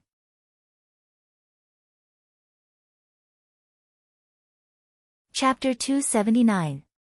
260, the years of missing Satan's Eliah and Raphael officially became disciples in the Garden of Eden, and Celia also entered the Garden of Eden at the same time. The Hittite kingdom had been destroyed, and Celia naturally did not want to go back. Ammon convened the disciples this time to talk about the latest changes in the situation on the continent, and he was going to Error to kill Seth next, and he did not know how long he would be gone, so there were some things in the human world that had to be taken care of first. The kingdom of Pots was now unstoppable, and the destruction of the Assyrian Empire seemed unstoppable, so Salem would face the same situation as the Assyrian Empire, completely surrounded by the territory of the kingdom of Pots. What should be done now? Ammonius needed to give an oracle. Ammonius told the disciples that the god that the kingdom of Pots believed in, no matter what his name was actually Marduk. He and Marduk had made an agreement many years ago that as long as he did not provoke him first, Marduk and his divine emissaries could not attack him, nor interfere with the choices of the people of Salem. In that case, the fate of Salem lay in the choice of Salem, and what the disciples of God guarded was only the faith left by Ammon, and there was no need to intervene in more things. Moses also asked Ammon on behalf of the Dushians. Of the 12 judges, Othniel, Ehud, and Gideon, all now had high-level achievements and were about to face the test of losing their power. Ammon had promised to guide them as Allah, and their faith had been firm and pure for many years. Could he guide them into the Garden of Eden and become official disciples? Ammon sighed to himself. The Dushians had thrived in such a dangerous living environment for thousands of years, practicing the skills of mining for generations, and the accumulation of their bloodline was indeed an extremely high talent. Of the 60 or so surviving clansmen, in addition to Moses and David, who had awakened the power of their origin, there were also the 12 judges who had awakened the power of two sides. Out of the 12 judges, 3 had already died in battle, and out of the remaining 9, 3 of them had already attained high-tier achievements. This was a shocking ratio. They were the essence of this clan that had been accumulated for thousands of years, and the most outstanding representative was, of course, Ammon. There were so many high achievers among just a few dozen people. Of course, it had something to do with the talent they inherited in their bloodlines. There were also 3 more important reasons. First, it was the skills they had practiced since they were young. Second, it was the experience of hardship. Third, it was the guidance of geniuses like Ammon and his disciples.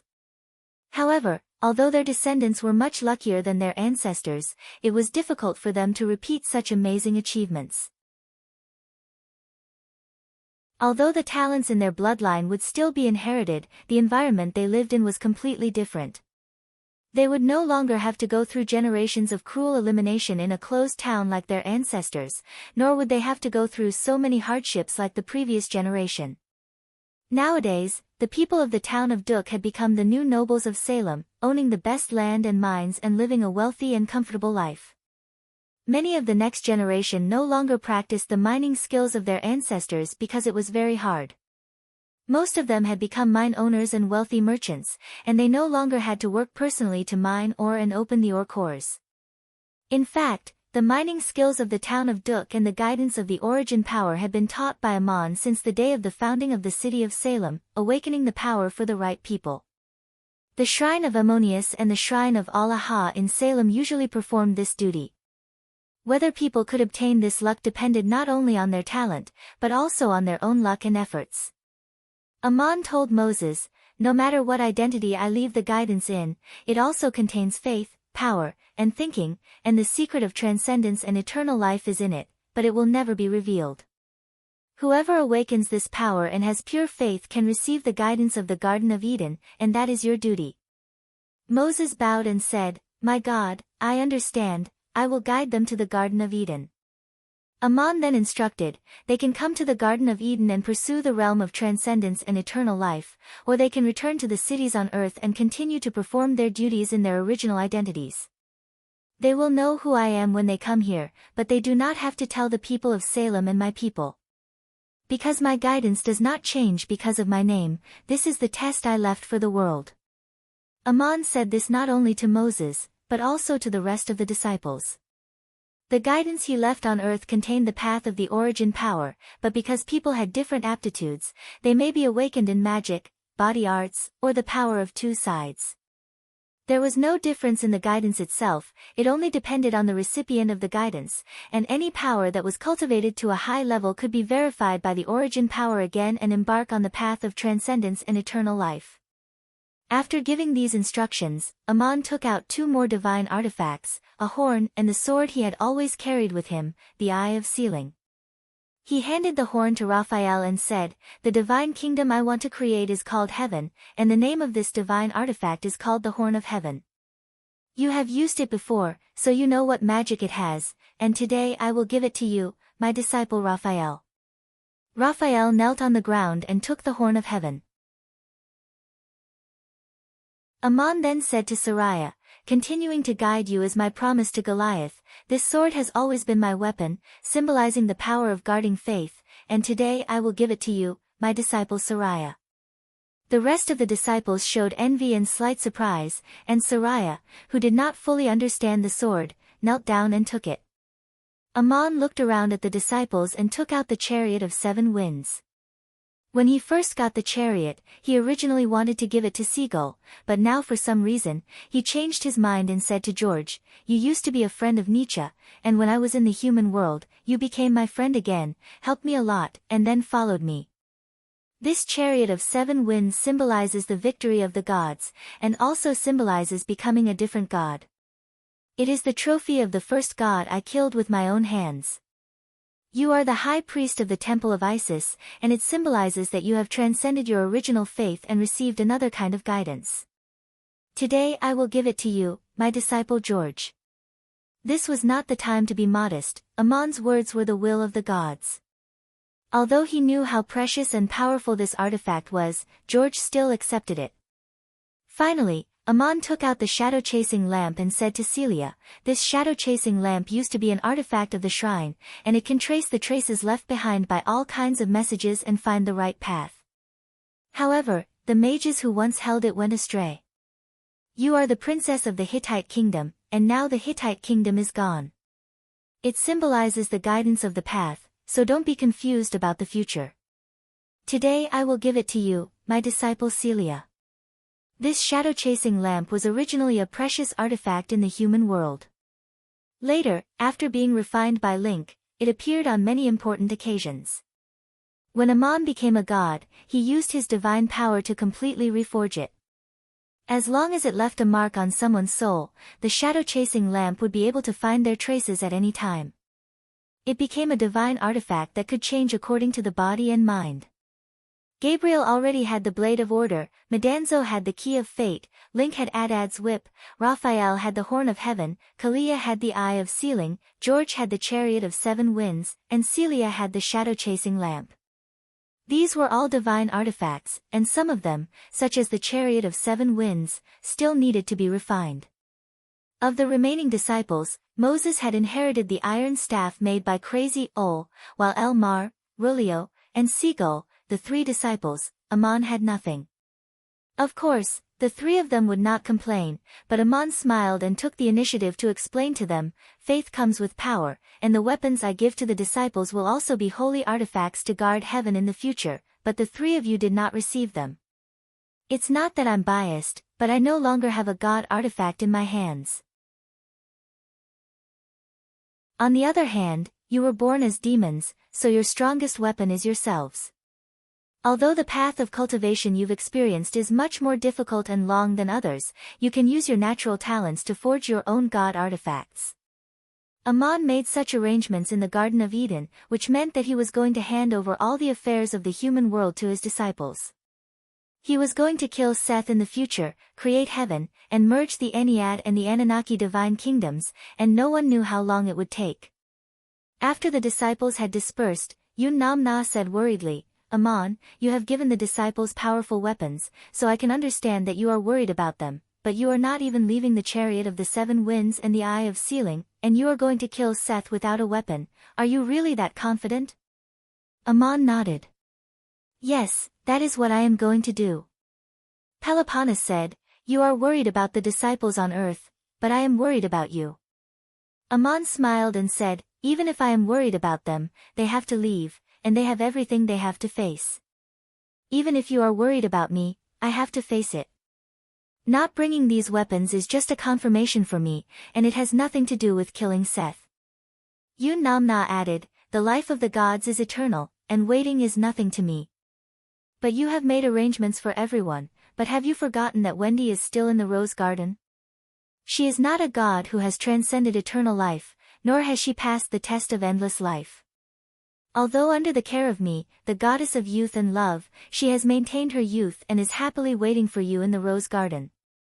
If even you don't know how long it will take, shouldn't you go see her first? Aman looked at Yun Namna with a little surprise. I was just about to talk about this matter and go to the rose garden to see Wendy first. I didn't expect you to remind me. Yun Namna glared at him. Of course I have to remind you on her behalf. 15 years have passed in the human world, and she has even forgotten about time in the carefree rose garden, which is filled with the most beautiful flowers in the world, just waiting for you to admire them. Aman thought for a moment and said, with my current ability, although I can't let her transcend eternal life, I can turn a few days into decades in her soul. Since you mentioned Wendy, I thought of another person. I left a different guidance in his soul. All these years, he has been calling me non-stop. Before I leave the human world, I should go and do something. Who was this person Aman was talking about? It was the imperial teacher of Asur, Faust. In the 15 years that Aman left the human world, Faust's status in the Asur Empire was getting higher and higher. In this great empire that was about to decline, the power and prestige he had reached the peak, almost to the extent that he could do whatever he wanted. But the imperial teacher did not get what he wanted. In his heart, he did not even get anything. With the invasion of Pots, the decline and even destruction of the Asur Empire seemed inevitable, but Faust's status and prestige rose with the decline of the Asur Empire. People even saw him as the last hope to save Asur, which made Faust feel the greatest entanglement and depression in his life. His experience and fate all these years had to be told from the beginning. Faust received Satan's guidance and could make himself younger and more handsome, and he did it very cleverly. After returning to the capital of Nepal, every time he appeared in public, there was only a slight change in his appearance. The white hair on his temples gradually turned gray, and the wrinkles on his forehead gradually became shallow. People could see the miracles that happened to the imperial teacher, but it was not too abrupt. 3 years later, the wrinkles on the imperial teacher's face had smoothed out, and his hair had become black and shiny, but there were a few strands of silver at his temples that symbolized wisdom. Not only had his appearance become younger, but he had also become handsome with a hint of might, with a hint of elegance in his might. With Faust's age and experience, he naturally would not be foolish enough to change his appearance into that of a young man. Instead, he displayed his youth and vigor, yet still had the bearing that a sage imperial tutor should have, which made him appear extremely charming. Gradually, a song spread among the people of the Asur Empire. Who is the most knowledgeable person in the whole empire? Of course it's Faust. Who is the most powerful person in the whole empire? It's also Faust. Who is the most handsome and charming person in the empire? It's still Faust. This was a miracle. Only with the blessing of the gods could such a thing happen. Although the supreme warriors could maintain the strength of their bloodline, and the supreme mages could maintain their energy, which allowed them to live longer and appear younger than their actual age, no one had ever heard of anyone having the power to restore their youth. But Faust did it, and he became the idol of the Asur Empire. People worshipped him, respected him, and even loved him. There was no shortage of handsome men in the world, but Faust was the imperial teacher, the most knowledgeable person in the empire, the high priest with the highest achievements in magic, and at the same time, he also had such charm. The significance of him became completely different. Because of this, his reputation was even higher than when he was risking his life for the empire, which made people speechless. If someone spoke ill of Faust in a tavern, they might be beaten up by his admirers, and even if they were beaten up, they would not be able to find a place to reason with. This was not a joke, but the reality of the Asur Empire today. Faust's status was already the chief high priest of the empire, second only to the empress, and his prestige could not be any greater.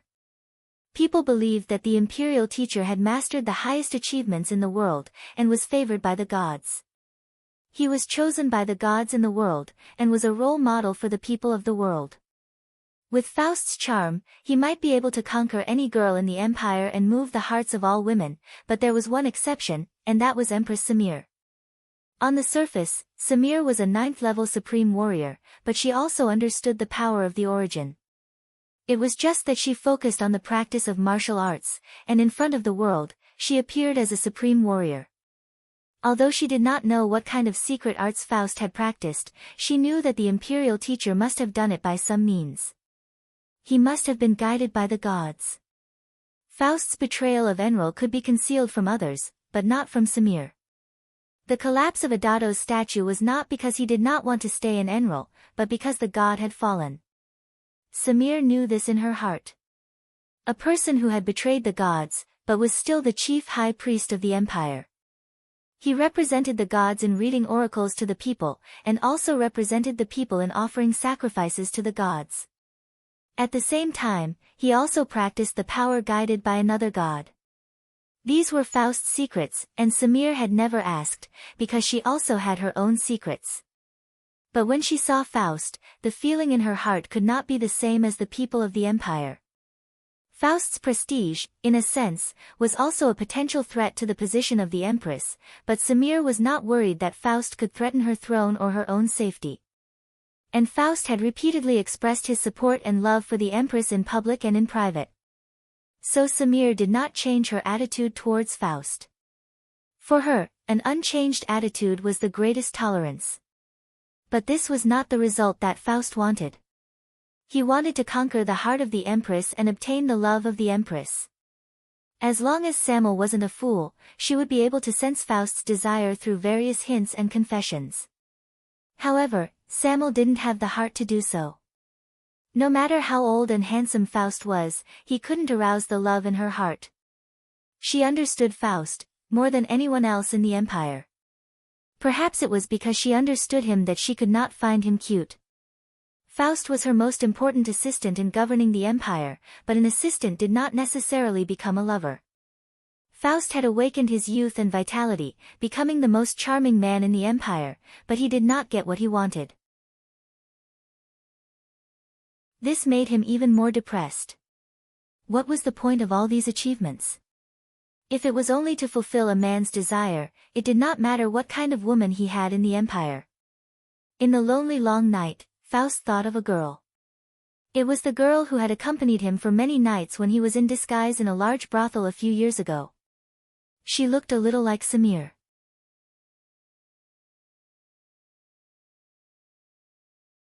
Chapter 280. The girl had long since left the brothel. Faust had disappeared after injuring someone in the brothel. The person he injured was a young officer who had just returned from the front lines. The soldiers who came to seek revenge couldn't find Faust, so they went to the brothel. They smashed the door, tore down 2 of the rooms, and injured several guards. The brothel was the property of the Alpha family, the prime minister of the empire. The incident happened during the state funeral of Emperor Shinnok, so the officer who caused the trouble was severely punished. Due to his military exploits, he wasn't thrown into prison. Instead, he was demoted and had to pay a large sum of money. This was more or less an opportunity for the Alpha family to establish their power. The impulsive officer became the unlucky one, and the girl was also implicated. The girl spent a large sum of money to help the officer compensate. This money was the parangons that Faust had generously given to the girl. The girl left the brothel, and it was said that she was going to marry the officer who had been demoted. This could be considered a good ending. However, the officer didn't marry her. Or rather, he didn't have the time to marry her. He accepted the girl's money and brought her home. He was immediately sent to the front lines. This officer was a 6th-level warrior. Although he had lost his position, he still played an important role on the battlefield. He was highly regarded by the commander of the corps. He continued to command a squad of cavalry, and if he made contributions, he might be able to restore his glory. The officer went to the front lines, and the girl stayed at the officer's house. No one knew if the officer truly wanted to marry the girl, but he did take a large sum of money from the girl to escape prison. He also agreed to marry her. The girl paid the officer for the loss of the brothel, and the remaining half was given to the officer to support his family so that he wouldn't have to worry about his family at the front lines. This officer was born in a low-level noble family without a title or a fief. His family situation was very similar to Metatro's in the past. His father had passed away, and there was only an old mother and a group of servants at home.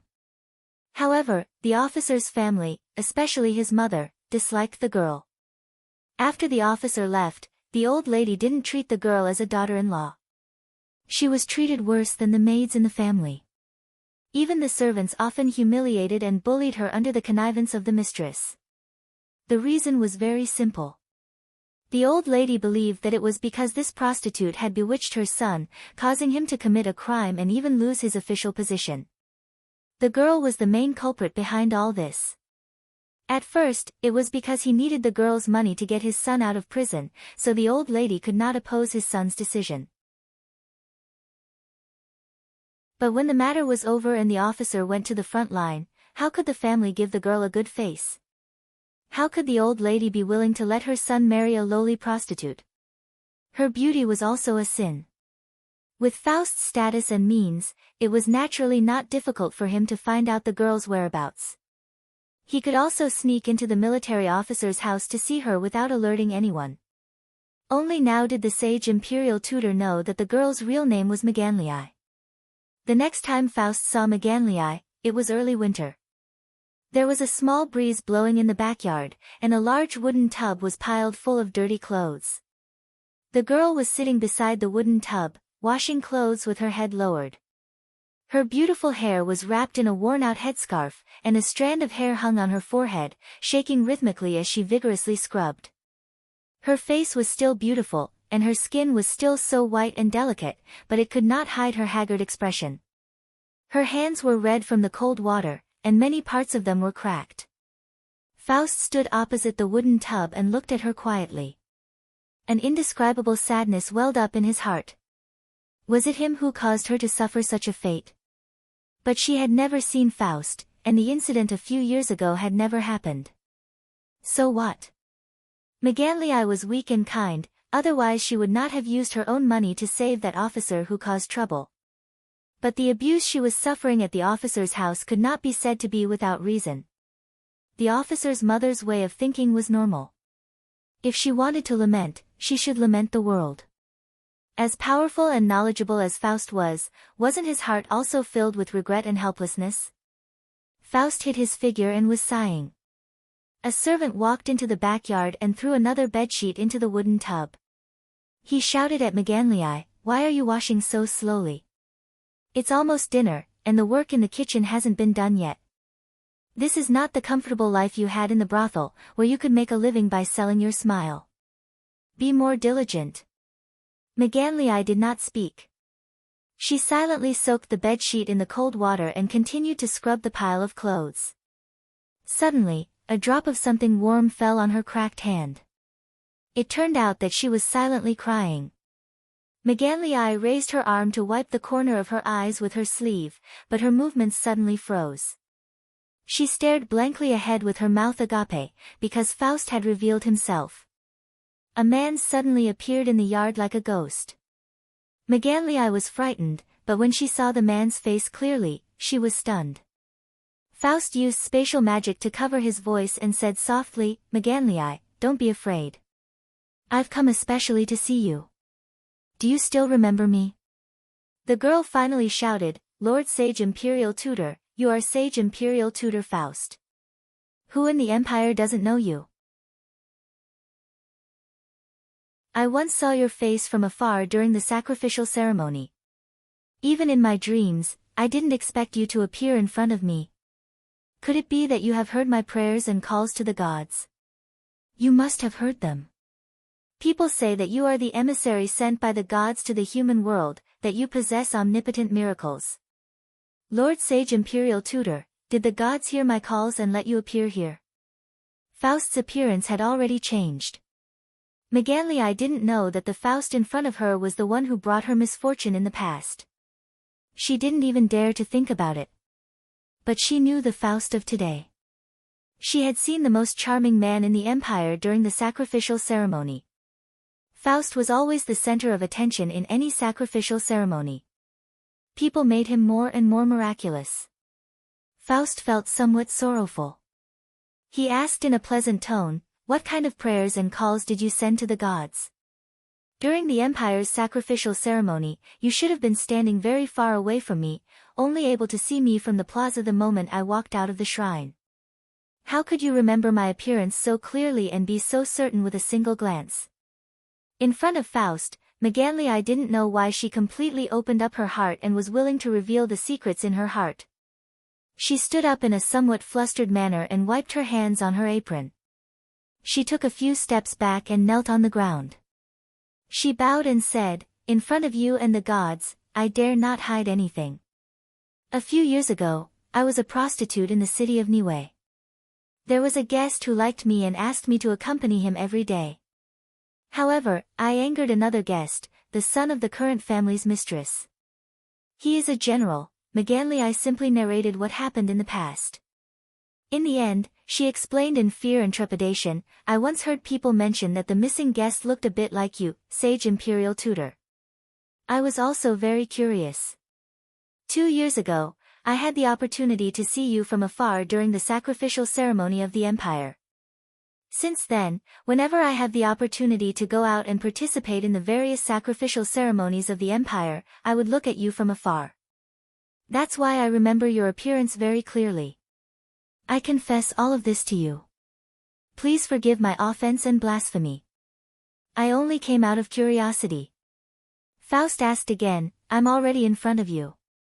Please take a good look at me. I am that person." The girl lowered her head and didn't dare to look directly at him.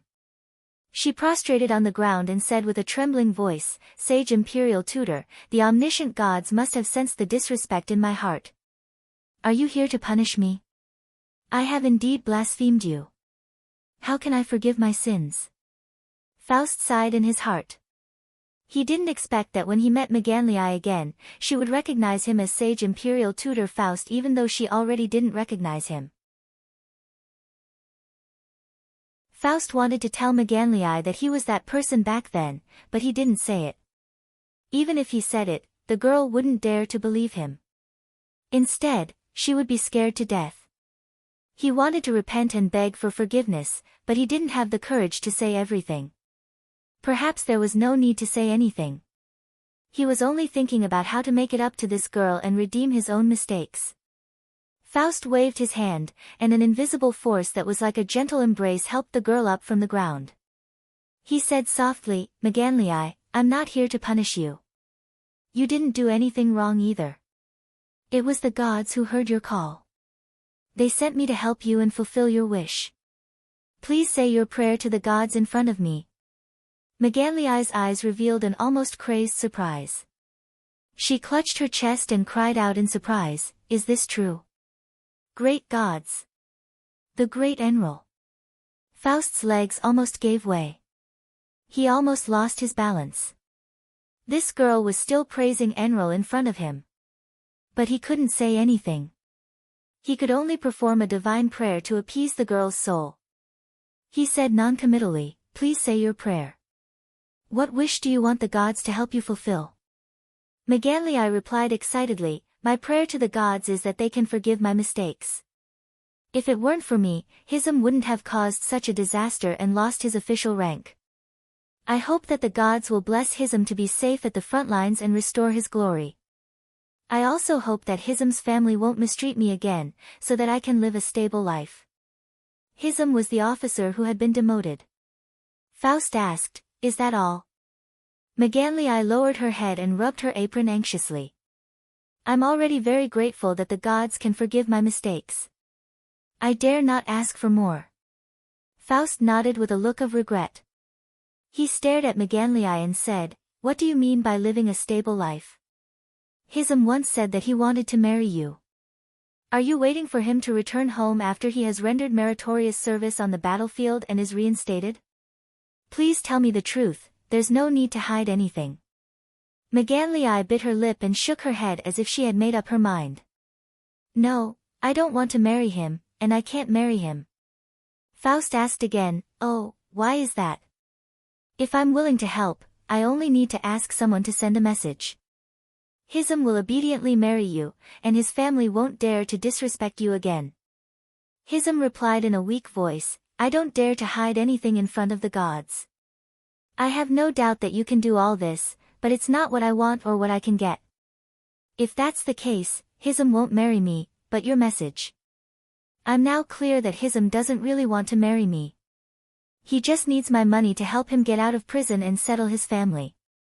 It was not without reason that his mother hated me. If it was any other mother, it would be hard for them to not think that way. These are my misfortunes, but I don't know how to get rid of them. So I call on the gods in my heart, but I don't get an answer. Today, I finally see you. The wisest sage imperial tutor in the entire empire, what should I do? This question stunned Faust. He couldn't answer, just like he had too many wishes he wanted to fulfill, but he didn't know how to do it. With his status and means, there were many ways he could help Maganlii, but these were things that needed to be done by others. Maganlii's question clearly didn't mean that. She was asking Faust, the wisest sage of the empire, what should she do? In fact, with Maganlii's situation, she had already given her all and couldn't do any better. The girl's question seemed to have become Faust's own question. He called out to Shantian in his heart. What should he do in the current Asur Empire? Seeing that Faust was deep in thought, Maganlii carefully asked after a while, Sage of the Empire, can you tell me? Faust returned to his senses and took out a small bottle from thin air. He handed it to her and said, this is a miraculous medicine. Apply a little before you go to bed every day. Within a few days, the wound on your hand will be healed. It will also make your hand more sensitive and your joints more flexible. If you want to know the answer, then try to do something first. Find an opportunity to tell the matriarch that you know how to knit and embroider. You can make a lot of money by processing the clothing and embroidery that the nobles like the most. Maganlii was puzzled, I know how to knit and embroider, but I can't do it that well. Faust smiled, I will find a way to teach you. I will imprint the skill into your soul. As long as you are diligent enough and skilled enough, you will be able to do it. Megan tears, thank you for helping me in this way, so that I can do more myself. I can do more. But I know the temper of the matriarch. If I can really do it, she will urge me to make more embroidery day and night. It is nothing more than a form of abuse to another form of abuse. Faust reminded her, that depends on what you do. The skill is in your hands, and you must know how to use its value to improve your situation. For example, you can announce how much you can only embroider in a day, and that you need to rest well. If all of this is important to your matriarch, then you will naturally be able to improve your situation. But this. Maganlii wanted to say something but stopped. She felt that there was something wrong with the method Faust taught her, but she couldn't tell what the problem was. She immediately bowed and said, thank you for your help, thank you for your guidance. You will hear my voice and know what to do. This way, at least you will have the opportunity to go out more often. I will see you again. When Maganlii heard the voice and raised her head again, Faust had already disappeared. In her hand was an exquisite medicine bottle, showing that everything that had just happened had really happened. Maganlii did as Faust said. She didn't know what method Faust used, but that bottle of medicine was truly miraculous. After the wounds on her hands healed, she became even more dexterous than before, and there seemed to be a voice in her soul that taught her superb knitting and embroidery skills. Finally, one day, she told Hism's mother about her skills. At first, the old woman scolded Maganlii for being whimsical, but when she heard that her skills could make a lot of money, she was tempted and allowed Maganlii to give it a try. However, Maganlei had to remove all the materials herself from the shop, and she had to sell the embroidery in the shop herself. There was a voice in her soul that told Maganlei to go to a shop in Nive to remove the materials, and what kind of embroidery the shop would have her work done and pay her. Faust arranged such a small matter easily. He originally thought that even if he had to spend a lot of money to help the girl in secret, he would do something that would make her feel more useful. But what happened next was beyond his expectations.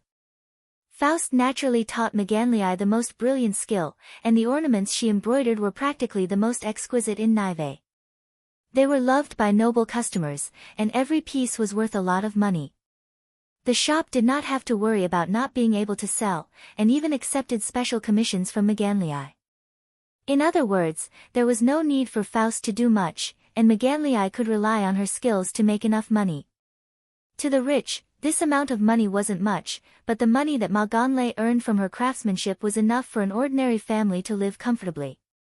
Therefore, Maganlei didn't have to do heavy work day and night.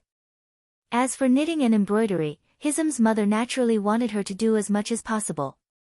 Sisame's mother naturally wanted her to make as many as possible, preferably day and night. But Maganlei answered according to what Faust had taught her, these are all custom-made ornaments by the lords of the clan. If they are accidentally damaged, we will have to pay a lot of money. I must rest well before I can finish them. Maganlei's situation in Hisham's house was much better than before, but she still did not have a good time. Every day, apart from resting and eating, she had to work on one fine piece of embroidery after another at the old lady's urging. But the kind girl still prayed devoutly every night, expressing her gratitude to the gods and Faust. One night, the girl heard Faust's voice again. You don't owe this family anything, and you have given them everything you can. Why don't you leave? Maganlei replied, I have no home. Where can I go if I leave? With your current skills, you can definitely support yourself. You can work on as many embroidery as you want every day, and then do what you want to do. Maganlei was silent. She was obviously moved, but also worried. Finally, she sighed and replied, I can't do that yet. I promised Hisam to take good care of his mother. This is my promise. Even if I want to leave this house, I will have to wait until he comes back. Because of me, he lost his position, which means he lost his generous salary. It will be difficult to maintain the family's life as before. When he regains his position, everything will be like before, and I will have made up for my mistake. Faust advised again, what happened back then was not your fault. Hisam drew his sword and caused trouble because of his impulsiveness, anger, jealousy, arrogance. Why do you blame everything on yourself? The girl thought silently, but still replied, what you said is reasonable, but I have already promised. Although I will not marry him, I will wait until he comes back, and then I will follow your advice and leave this place. The dignified sage Faust, who had so many military and national affairs to deal with, spent so much time and effort on Maganlei. It was more or less because of a kind of atonement and compensation. This girl symbolized the secret in his heart, the secret of the empire's chief high priest, who was revered by the people. It was like the brand of Satan lurking in his heart. Faust had many ways to help Maganlei, but only according to her own wishes. This was also a kind of self-compensation and redemption. He wanted to let Maganlei find happiness in life step by step, but before he could make more arrangements, the outbreak of war made him busy. First, the kingdom of Potsdam annexed Elam, a weak kingdom to the north of Assyria. Then, Hittite and Assyria joined forces to repel Cyrus' attack on the northern front. Then, Cyrus, the king of Potsdam, sent Supreme General Darius to attack the 6 city-states ceded to the Assyrian Empire from the south. The Assyrian Empire was defeated, and all the territory it had expanded during the Cynic era was lost. The army of Potsdam established a new province, cutting off the connection between Assyria and Babylon, and then annexed the Hittite kingdom, completely surrounding the plains of Duk and the Assyrian Empire in its territory. Although the war had not spread to Assyria itself, anyone with a discerning eye could see that the fate of the empire was in danger. What made Faust speechless was that the more setbacks the Assyrian Empire suffered on the front lines, the more important his position in the empire became. The people saw this seemingly omniscient and omnipotent sage as the last hope to save the fate of the empire. Empress Samir, who was at her wits' end, became more and more dependent on Faust, asking him for advice on everything. Faust had never been so strong after receiving the power of Sudan, but facing the situation the Assyrian Empire was in, he had never felt so weak. He had no way to save the Assyrian Empire, but his knowledge and wisdom allowed him to see the situation more clearly than anyone else. Knowing that there was no way to save the Assyrian Empire, but he still made all his efforts in vain, accepting the praises of the people every day, looking at the fervent expectations in the eyes of the people, Faust's mood could be imagined. He felt very tired, not because his body and energy could not take it, but because there was a sense of helplessness in his soul. The most charismatic man in the empire was once again willing to indulge himself in the depths of his heart, even if it was just for a moment to escape, to find a trace of comfort. He once again took possession of Maganlii. Yes, he was the one who seduced her. Not to mention how irresistible Faust's charm was now, he was like a god in her heart that she could not refuse, and she was more than willing to obey his will.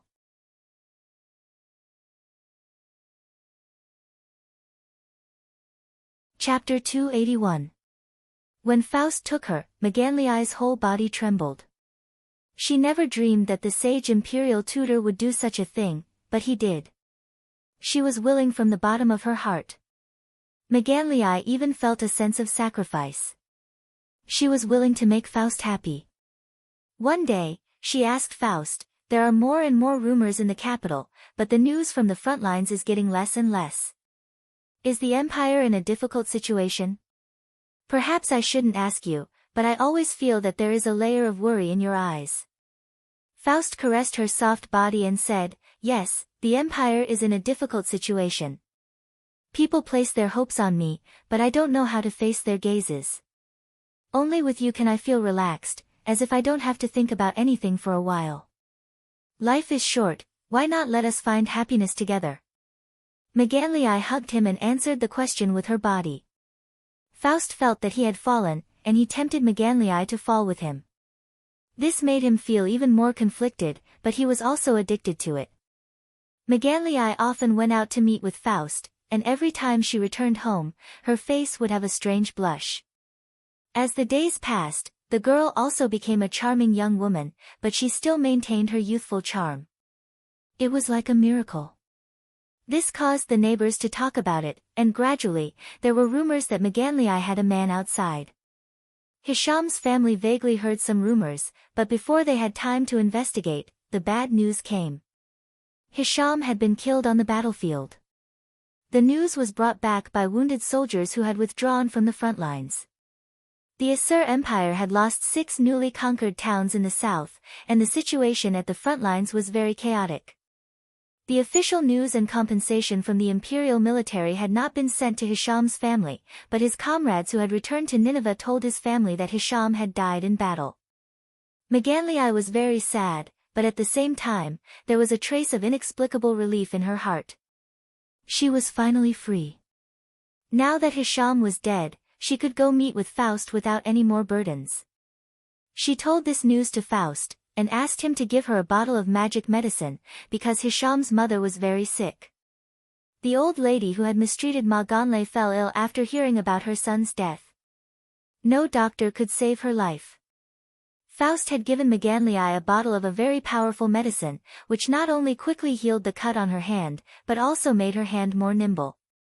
In Maganlei's heart, Faust was like a god, and there must be a medicine that could save the old lady's life. However, Faust told Maganlei that there was no divine medicine in this world that could make mortals not die. The old lady was old, and her body and mind had suffered heavy injuries. Her life was about to be extinguished, and no one could save her. Even the gods were powerless. Megan begged Faust with tears in her eyes. Even if she could not save the old lady's life in the end, she did not want to see her in so much pain as she waited for death to come. There must be a medicine that could make the old lady feel comfortable and forget her pain. Faust thought for a while and told Maganlii to come back in 2 days. 2 days later, Faust gave Maganlii a bottle of medicine and a small spoon, and specially warned her, according to your request, this is the most effective medicine in the world, it can make the body comfortable and not feel pain. However, it cannot cure the old lady's illness, it can only make her feel no pain until death comes. You must make it clear that she can only take it once a day, and only 1 spoon at a time, otherwise it will be harmful. Faust was, of course, the best potion master in the Asur Empire. He gave Maganlii a strong analgesic, and at the same time, it had the magical effect of anesthesia and soothing the soul, and could even stimulate the potential of a person's life. However, it must not be taken in excess, otherwise it would cause an illusory pleasure, and not only was it easy to become addicted, it could also endanger one's life. The method of making this medicine was a secret of the temple, and it was very precious. Usually, only noble generals with high status on the battlefield would carry it with them. It could make a warrior forget the pain in battle, and temporarily release the greatest potential. Temporarily unleashing his greatest potential. If he was seriously injured, this painkiller could save his life at a critical moment. The bottle in Maganlii's hand was personally made by Faust, so it was naturally the best. When Maganlii returned with the medicine, Faust said again, since Hism is dead, you are also free. Now that you are free, leave that family. You don't owe them anything. If you are still worried about other things, I can order for Hism to be posthumously awarded the title of nobility, and give his family a generous pension. Maganlii snuggled in Faust's arms, almost speechless with gratitude. Finally, she raised her head and said, I am willing to give everything for you, as long as you are happy. But after I leave Hism's house, where can I go? Faust replied, I bought this house for you. With your craftsmanship, you can definitely support yourself and live a good life. Isn't this what you want? Unfortunately, I'm very busy these days, and I'm afraid I won't be able to see you for a while. Maganlii placed her hand on his chest and said, Sage, you are not only my god, but also the hope of the entire Asur Empire. Although I don't know much about national affairs, there are so many wounded soldiers returning from the front lines, and the atmosphere in Nineveh is getting more and more tense. The whole empire must be in danger. Please don't delay national affairs because of me. I'm very grateful that you gave the order to compensate Hism's family, but if the Asur Empire no longer exists, such an order will be meaningless. The Asur Empire was indeed in danger. The territory that Emperor Shinnok had expanded had been taken away, and the remnants of the front lines had retreated. The new nobles who had once migrated had now returned. How to accept and settle this group of people was the biggest headache for Asur at present. If it was not handled well, there would be chaos. Samir sent Faust to the front lines to reorganize the remnants of the army, accept, pacify, and deal with the refugees who had returned to the country. Only the sage could do this well. Faust was busy at the border for many days, and finally managed to deal with the situation. Samir urgently summoned him back to the capital to discuss something important. Faust then rushed back from the border to Nineveh to see the women. The years had made Samir more mature, but her charm was still there. She had a special temperament that had always attracted Faust. No matter what situation she was in, she seemed to be so strong. But Faust knew very well how much patience and helplessness this seemingly resolute supreme warrior had experienced. Thinking back to the time when she was unwilling to marry Shinnok, but she still married him. She may not have wanted to become an empress, but she still ascended to the throne. Now that the Asur Empire was in a precarious situation, Faust hoped that Samir could show him the soft side of her heart, so that he could cherish and comfort her. But Samir's expression was still so calm and composed. Since Shinnok's death, the Empress had never shown any warmth, even when they were talking about critical matters. Samir first expressed her condolences to Faust for his recent hard work, and then casually mentioned, I heard that you spoke to the military, and generously compensated an officer named Hism, and conferred a posthumous title on him. Faust replied with some surprise, Your Majesty is actually concerned about such a small matter. Is there something wrong with my handling? Samir shook his head and said, there is nothing wrong with it. The soldiers who sacrificed themselves for the country should be given good treatment, not to mention the people you care about, Lord Imperial Tutor. Compensating one person is easy, but there are so many dead and wounded soldiers. The families of the dead need compensation, and the wounded need treatment and care. At present, the treasury is empty, and there is not enough. Does Lord Imperial Tutor have any way to solve this urgent problem? Faust frowned and said, we have lost the property and taxes of 6 cities, and there are so many wounded soldiers that need to be settled, and so many families that need compensation. Taking out such a large sum of money at once is beyond the financial capacity of the empire. But there is no other way. At present, there is only one way. Perhaps we can try. Faust's suggestion was to recoin. The Asur Empire would issue a new currency to replace the parangons and gold that could be used in all the countries of the continent, and then compensate the soldiers in the form of imperial currency. This could temporarily tide over the crisis. Samir frowned and asked, will this really work? Faust replied, it will definitely work. It can temporarily solve the financial crisis. But the consequences may be very serious, and it will cause prices to skyrocket. Money has to buy things in order to have value. If the Asur Empire cannot regain its prosperity, what we are doing today is no more than giving a sick person a dose of anesthetic and painkiller, and it is harmful to the body. Samir sighed, but even knowing this, we still have to do it. Just like that patient, if he does not take this dose of medicine, he will immediately die from the pain. If he takes this medicine, although it is harmful, there will be other ways to treat him in the future. Lord Imperial Tutor, how can we eliminate the consequences of doing this in the future? Faust muttered, if the Asur Empire can regain its strength, increase its production, and prosper, it will naturally be able to digest the disaster. Samir looked straight into his eyes and asked, Lord Imperial Tutor, the most knowledgeable person in the entire empire. Wisest man, do you think the Assyrian Empire can wait for that day? Faust was silent, not daring to meet the Empress's gaze.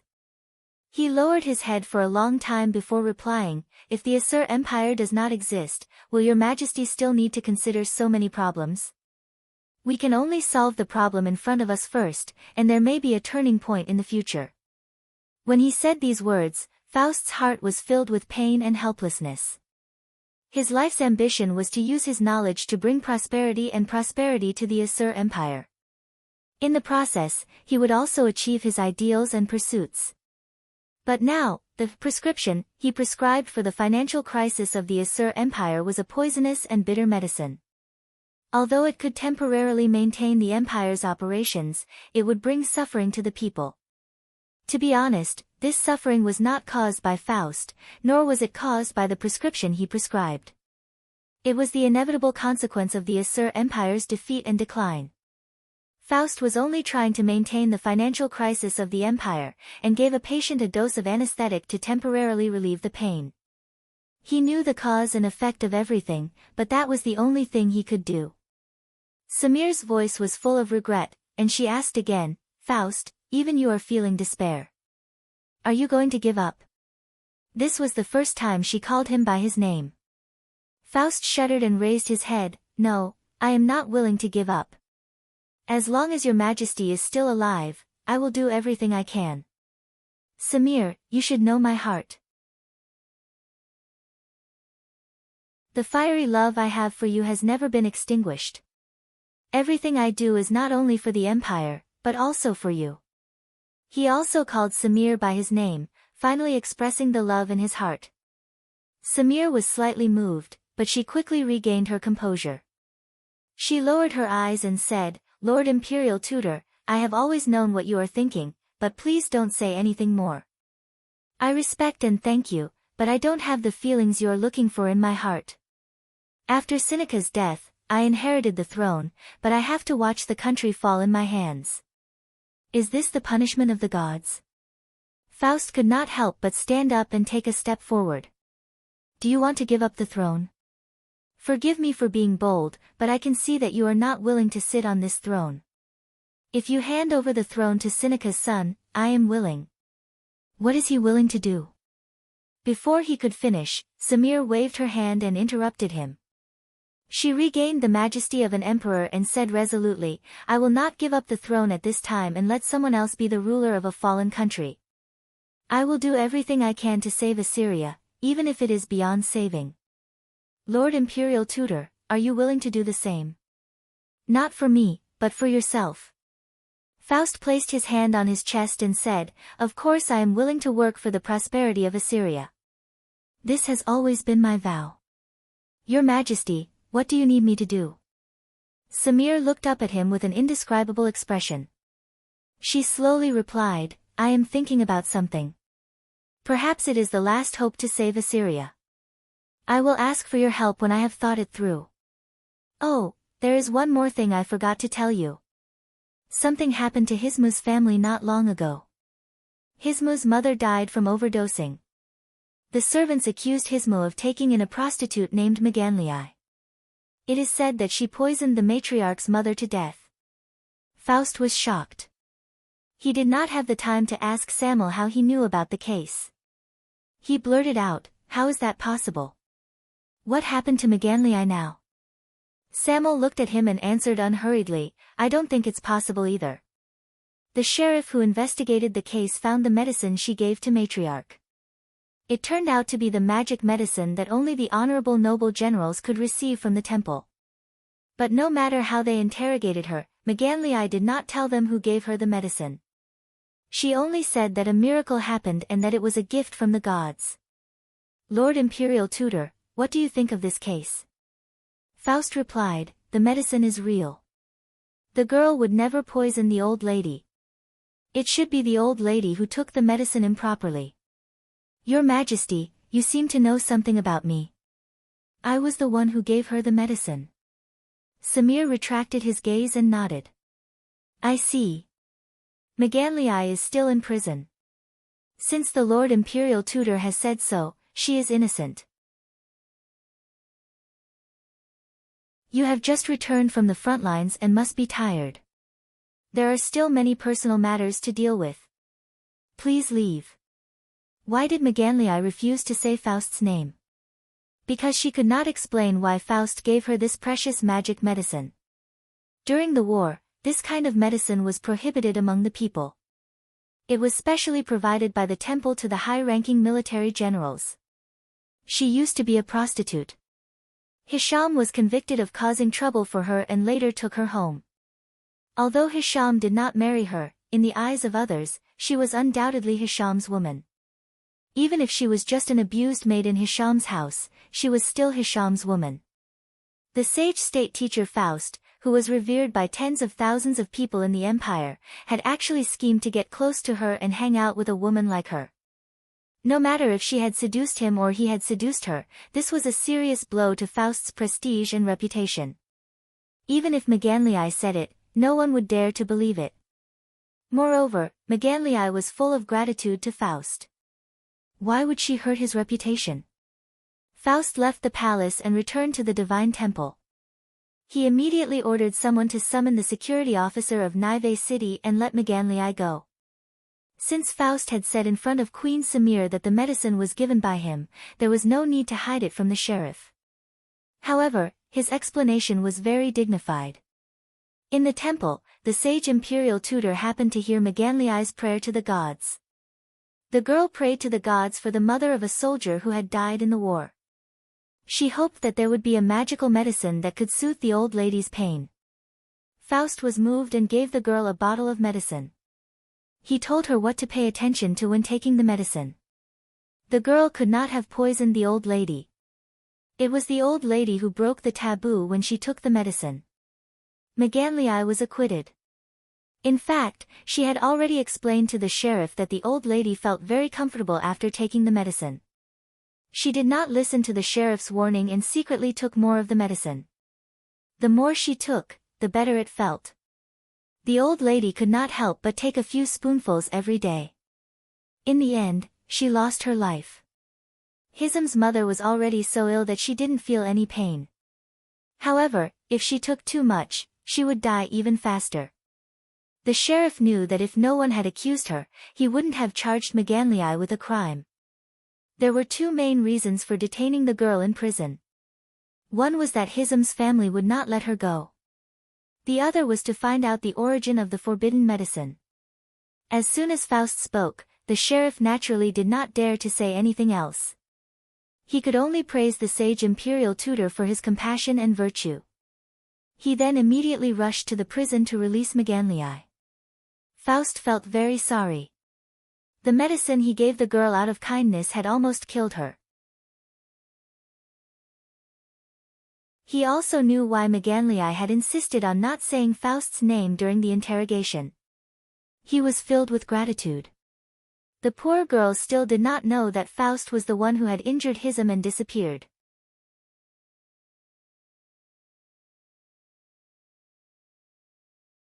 Chapter 282. Samuel was clearly hinting that she already knew what Faust had done. Was this an expression of sincerity or a warning of dissatisfaction? If the Empress really did send experts to investigate Faust's whereabouts, what was the reason? Did she care about him, value him, or guard against him? But if Samuel was hostile, she wouldn't say it out loud. Could it be a kind reminder? In the current situation, Faust's reputation were very important to the people of Assur. The Empress didn't want him to cause any scandal, right? That should be the case. This was the most reasonable explanation. Based on absolute reason, Faust shouldn't have gone to see Maganlii at this time, but he couldn't help it. Faust knew that Maganlii couldn't return to Hism's house after being released from prison. She could only go to the courtyard where they had their rendezvous. So, under the afterglow of the setting sun, Faust disguised himself and quietly left the shrine. After going through so many days in prison, how was Maganlii doing? He should comfort her and apologize to her. In a sense, it was him and his identity that brought her this disaster. As he suspected that Empress Samir had sent a master to spy on him, Faust carefully paid attention to the passers-by around him. He disguised his face and activated detection magic to observe his surroundings at all times. He believed that no one in the Empire could follow him without being detected. He didn't find anyone following him along the way. Even if there was, the most outstanding archmage in the Empire had plenty of ways to shake them off. The timing of his visit was very coincidental. Maganlii had just been released and was rushing to the courtyard where she and Faust often met. That was the only place she could go from now on. Faust walked past a shop, turned a corner and entered a secluded alley, just in time to see Maganlii's back from afar. Maganlii was wearing tattered clothes, and there were a few dried leaves stuck to her hair. She stretched out her hand to open the door. At that moment, a person suddenly rushed out from the opposite corner and shouted at Maganlii, "You shameless whore, I'll make you pay with your life." Faust had met this person many years ago. Back then, he was a handsome young officer. But now, his figure was visibly plump, and he had a messy beard. He wore tight clothes and a short sword hung from his waist. This was Hism, who had been wounded by Faust. Why wasn't Haim dead, and why was he here? In fact, Hism's family had not received any official notification from the Assyrian military. They had only heard from the wounded soldiers who had returned from the battlefield that Hism had been killed. He fell off his horse in the chaos and fell into the enemy's formation. Everyone thought he was dead. When the army was defeated, everything was in chaos. No one expected him to escape from death. Faust had sent word to Hism's family and conferred a posthumous title on him, but the man did not die. This misunderstanding was a little shocking. Perhaps it was because of this that the military or Empress Samir paid attention to it. As soon as Haim returned to Nineveh, he heard the bad news about his mother. His family told him that Maganlii had given his sick mother a poisonous medicine. Haim couldn't believe this was true. Why would Maganlii do such a thing? Another kind-hearted neighbor told him about the recent rumors that Maganlii had a lover outside and often went out to play with him. It must be that man who ordered Maganlii to poison Haim's mother. She wanted to take revenge for her mistreatment and elope with that man. Because everyone thought that Haim was dead, if his mother had also died, the servants of the family would have scattered to find a way out. The grief-stricken Haim immediately rushed to the magistrate's office to inquire about the case. But as soon as he saw the officer, before he could ask about the details of the interrogation, he heard that Megan Lay had been acquitted. Haim immediately rushed to the prison to find Megan Lay. He wanted to kill her with his own hands. If he still had some affection for Megan Lay in the past, now he hated her to the bone. From Haim's point of view, it was because of her that he had drawn his sword in anger and almost ended up in prison. It was also because of her that he had saved her from the fire pit of a brothel and brought her home. He had even said that he would marry her. But Megan Lay had bitten the hand that fed her. Not only had she seduced a man outside, but she had also been incited by that man to kill his mother. By the time he returned from the battlefield, his family had already been destroyed.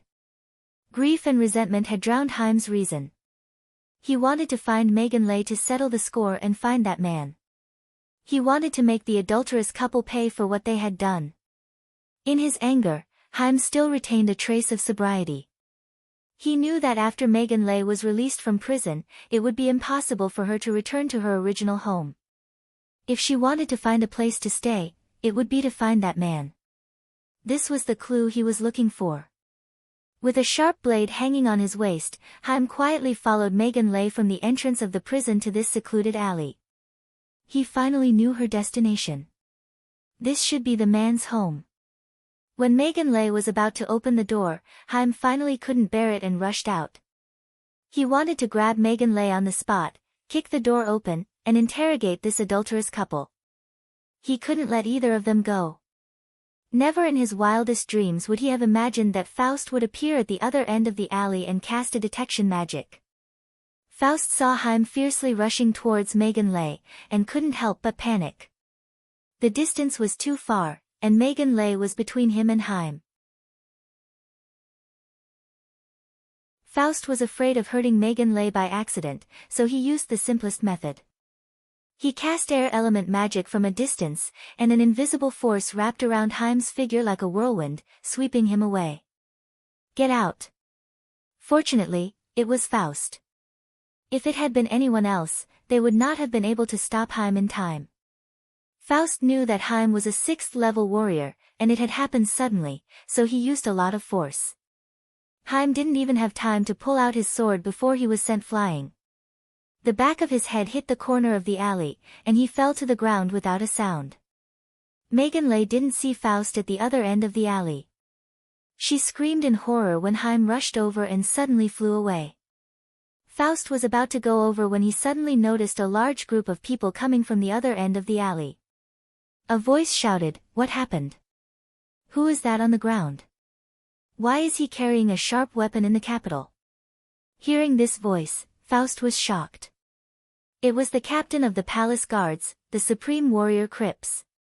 Recently, because of the defeat at the front line, rumors were flying everywhere in Nive, and with so many defeated soldiers returning, the security of the capital was very tense.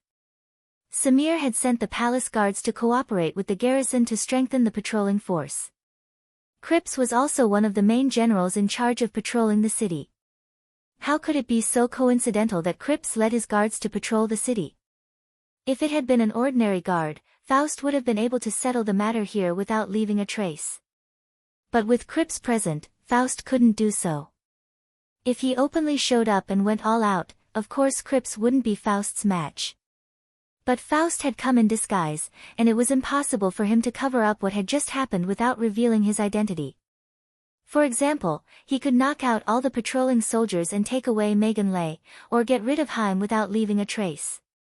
It all happened so suddenly that Faust didn't have time to react. Attacking a city patrol in the capital was a crime of rebellion.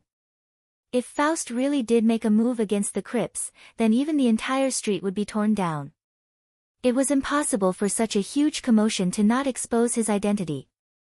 Faust had another option, and that was to reveal his identity and explain to Crips what had just happened. But he hesitated.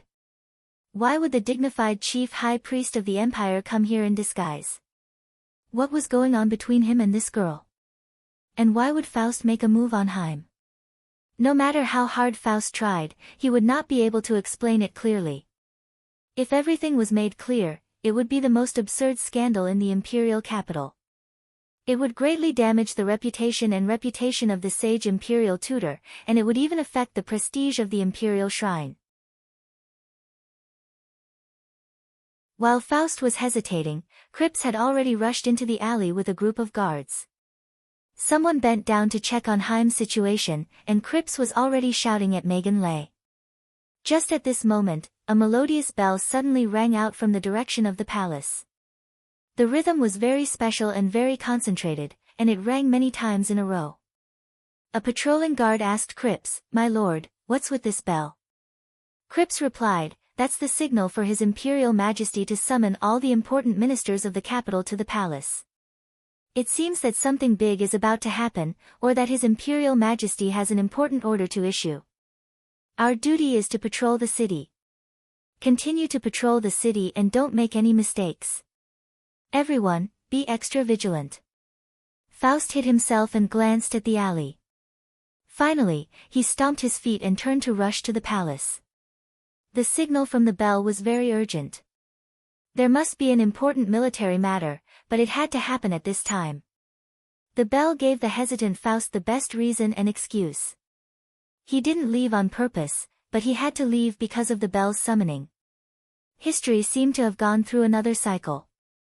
Back then, Faust had quietly left after injuring someone in a brothel. No one knew his identity, and no one could trace the whereabouts of the assailant.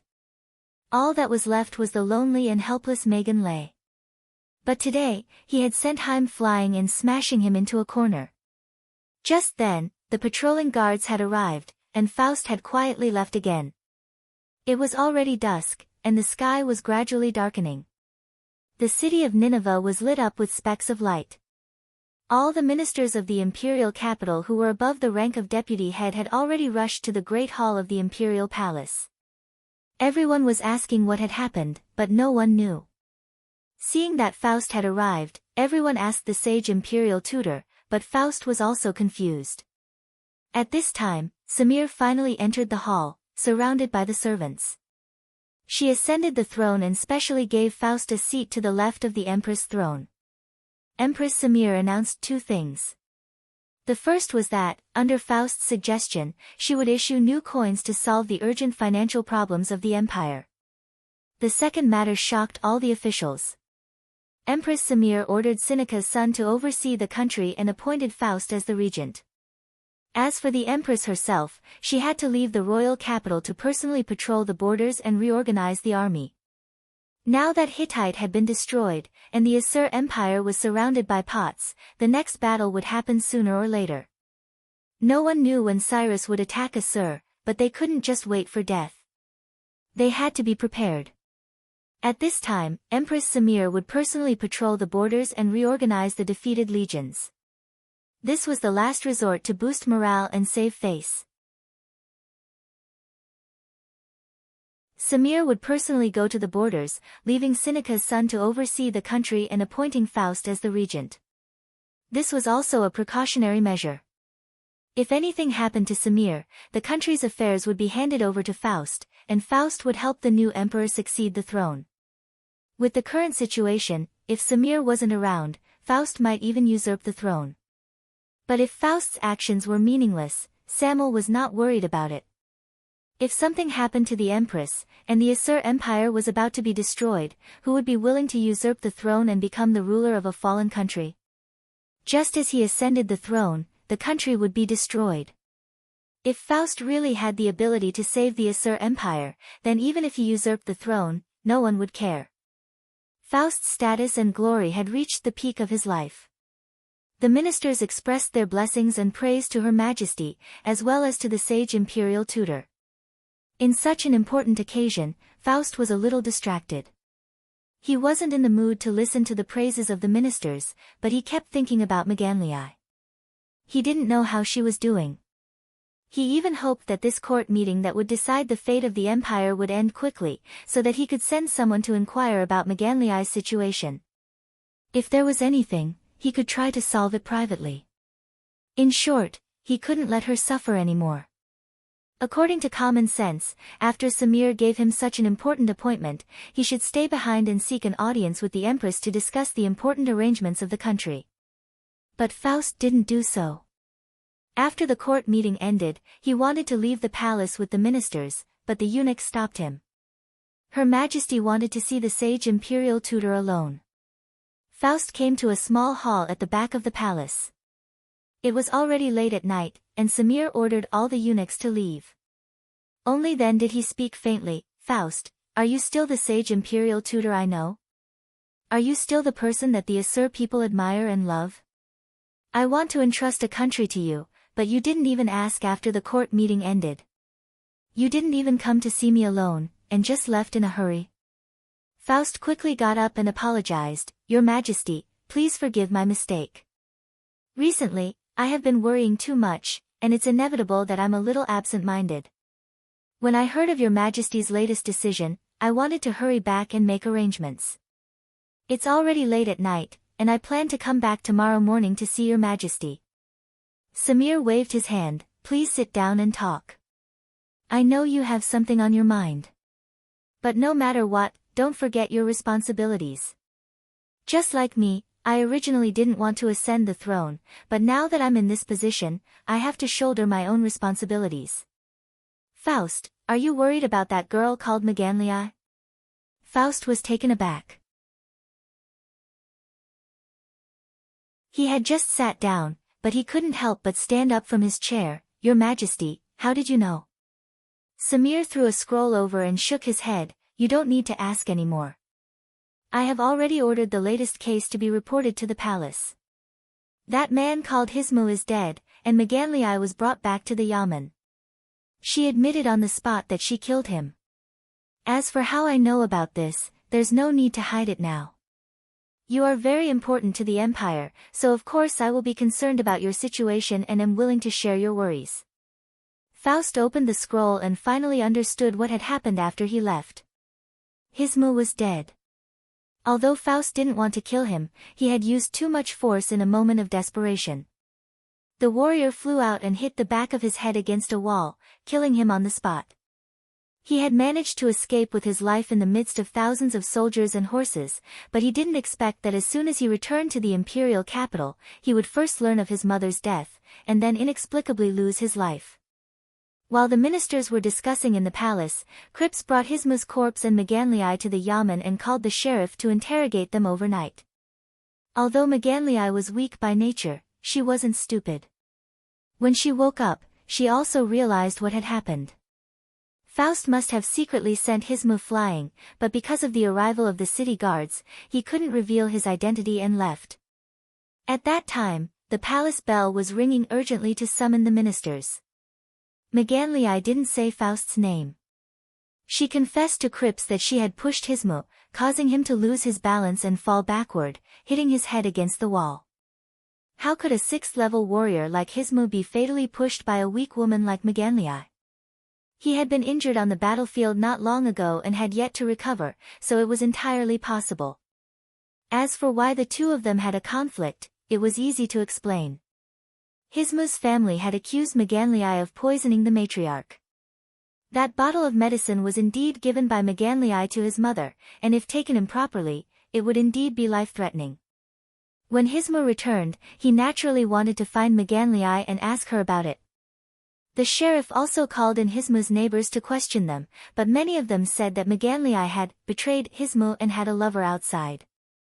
Hismu went to find Maganlii because he wanted to find out who the man was, and that courtyard was probably where Maganlii and her lover met. Someone even asked the sheriff why Maganlii was acquitted. The sheriff's answer was naturally according to Faust's words. That bottle of medicine was bestowed to Maganlii by the sage imperial tutor when she was praying in the temple and coincidentally heard it. The previous case had already been closed, so there was no need to dwell on it. Today, they would only interrogate today's murder case. Today's case had happened in the imperial capital, right under Crips's nose. Everyone had been alarmed, so they had to be interrogated. In fact, there was nothing to interrogate according to the testimony. Maganlii was guilty of murder, not to mention that she had killed a soldier who had narrowly escaped death on the battlefield.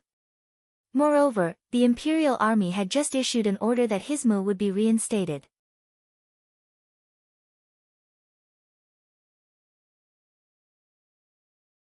Chapter 283.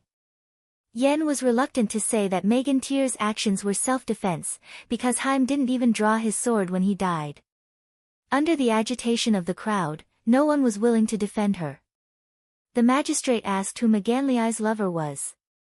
Meganliai, on the other hand, was determined not to say anything. She only said that she had accidentally killed Haim and was willing to accept all the punishment. It had nothing to do with anyone else. This was what had happened. The trial of the case was very quick and concluded on the spot. Cripps immediately ordered the trial documents to be sent to the imperial palace. In fact, the appearance of this supreme warrior was not a coincidence. Queen Samir was also paying attention to Faust, but she did not send anyone to follow Faust. Instead, she sent someone to guard the place where Meganliai was about to go. As for the courtyard that Faust had secretly bought, Her Majesty the Empress had long known about it. Faust looked at the document, his fingers involuntarily trembling. Samir continued unhurriedly, although for the nobles of the empire, they will always have a way to settle this in private. However, if the witness and material evidence are conclusive and fall into my hands, I will not let them off lightly. It's a pity that you're different, imperial tutor. It's for the best that the lady is willing to plead guilty, and it won't affect you. Especially at a time like this, I don't want any mistakes to affect my plan. The fate of the Assyrian Empire will soon be decided, and your role is too important. What did Queen Samir mean? She first stated a fact. It was not that many of the nobles in the empire had not done similar things. If one had the status and authority of Faust, it would not be a big deal if it was someone else. There would always be a way to settle it privately, and the sheriff would not really be able to trace it back to those nobles. However, taking bribes, bending the law, and taking advantage of men and women, even if people knew about it, they couldn't put it out in the open. Some things just couldn't be found out on the surface, because after all, there were imperial laws. In a situation where the evidence was conclusive and public, no matter who it was, they would be punished according to the law. As for those lords with power and influence, they naturally had ways to escape the punishment of the law. For example, if another person had done something similar, and some lord had seduced someone else's woman, and the master came to settle the score, and this lord accidentally killed the master, how would he be dealt with then? First of all, they could make a fuss about the confession, bribing witnesses, or using their power to coerce bystanders to give false testimony to prove that the person was not murdered. Or he could frame an innocent person to take the blame and find another scapegoat after being tortured by the sheriff. But no matter how it was handled, this lord should be innocent in the trial process, even though everyone knew he was guilty. But Faust's situation was different. His prestige and reputation did not come from his position alone. There had been many high priests in the history of the Assyrian Empire, but none of them could compare to Faust. Faust was now a spiritual totem in the Assur Empire, a symbol of divinity. He could never and would never let such a thing happen to him. This had nothing to do with the official trial in the human world, nor was it a verdict of guilt or innocence in the court. Fame was one of Faust's achievements, and it was also his foundation.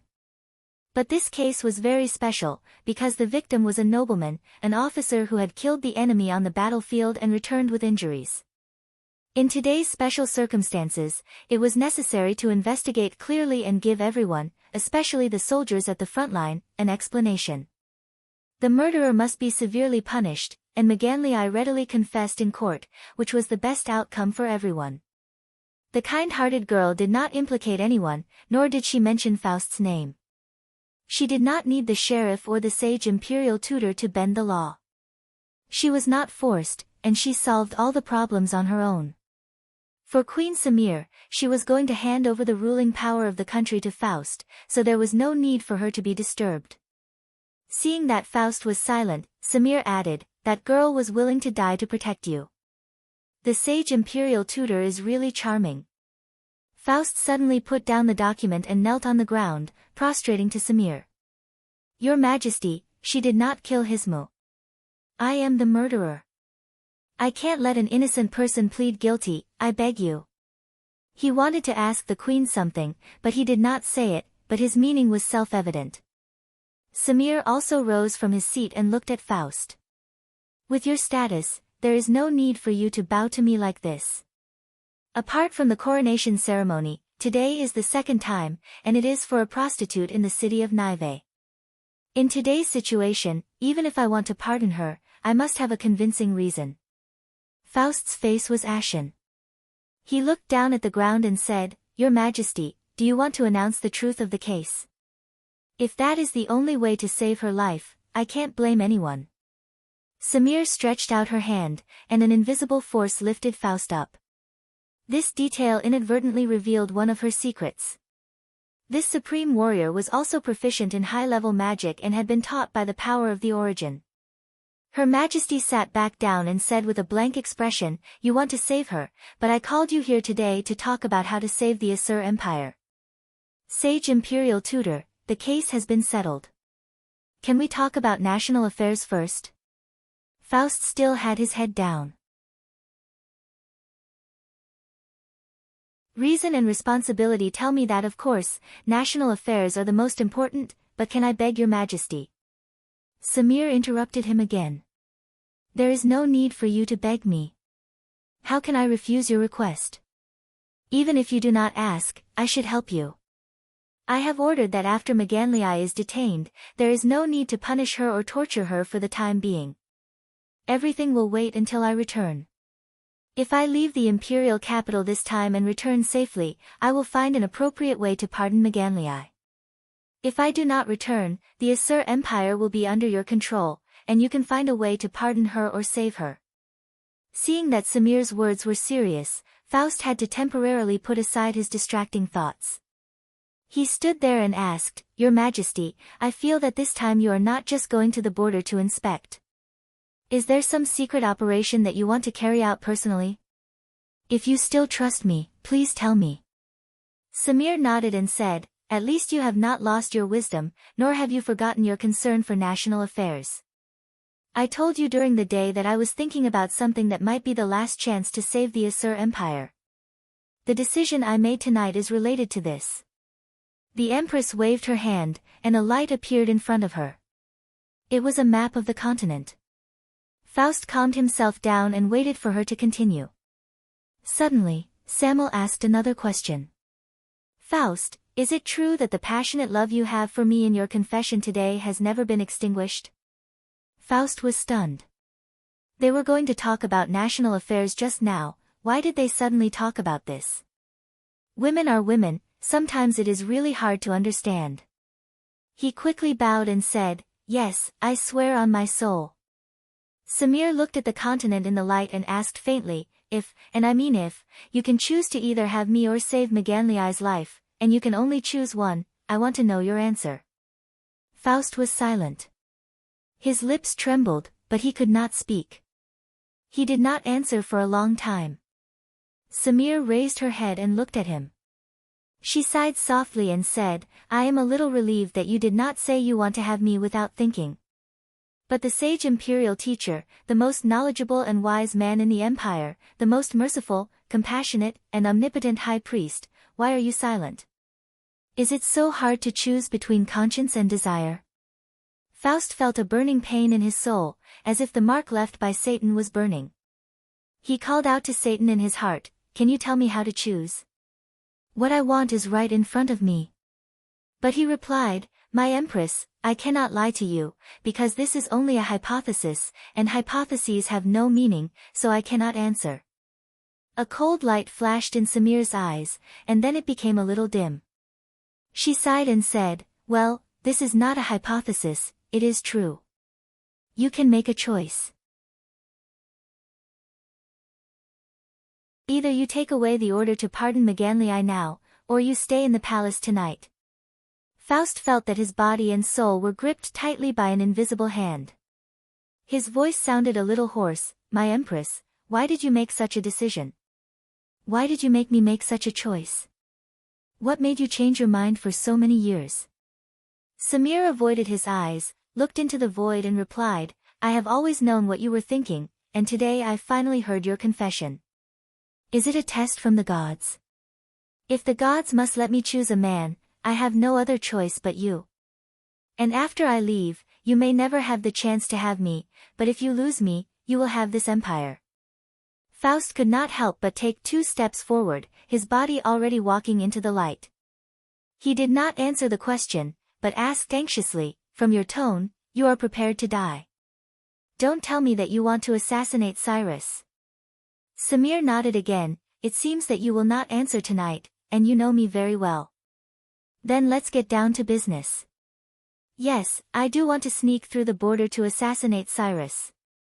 According to the latest secret report, Cyrus has already left Elam province, and is going to inspect and greet the army of Potsdam led by Darius.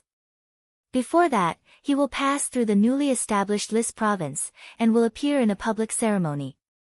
Faust asked in confusion, Lis province? Is this the name he gave to the new province? But according to what I know, the army of Potsdam conquered 5 cities, and only Lis was recovered by the kingdom of Babylon. He gave this name to the province, and his intention to continue southward to annex the kingdom of Babylon is self-evident. Did the kingdom of Babylon not react? Samir sneered, King Benut of Babylon wants to fight, but he has already lost the support of the clergy group, and there is nothing he can do. But I can't just stand by and watch. Since Sinak might be assassinated, it is not impossible to assassinate Cyrus. Faust muttered, as far as I know, the kingdom of Potsdam was originally established by the union of 10 tribes, and Cyrus is only the chief of the strongest tribe. He is a man of great talent, and can unite the whole country. But if he dies unexpectedly, the kingdom of Potsdam is likely to fall into a situation where various tribes fight for power. Now the kingdom is expanding too fast, and if the mainland is in chaos, the newly established provinces will also be in a situation where each tribe rules independently. In this case, it is indeed the only turning point for the Assur Empire. Samuel nodded. Yes, that's what I thought too. That's why I made this decision.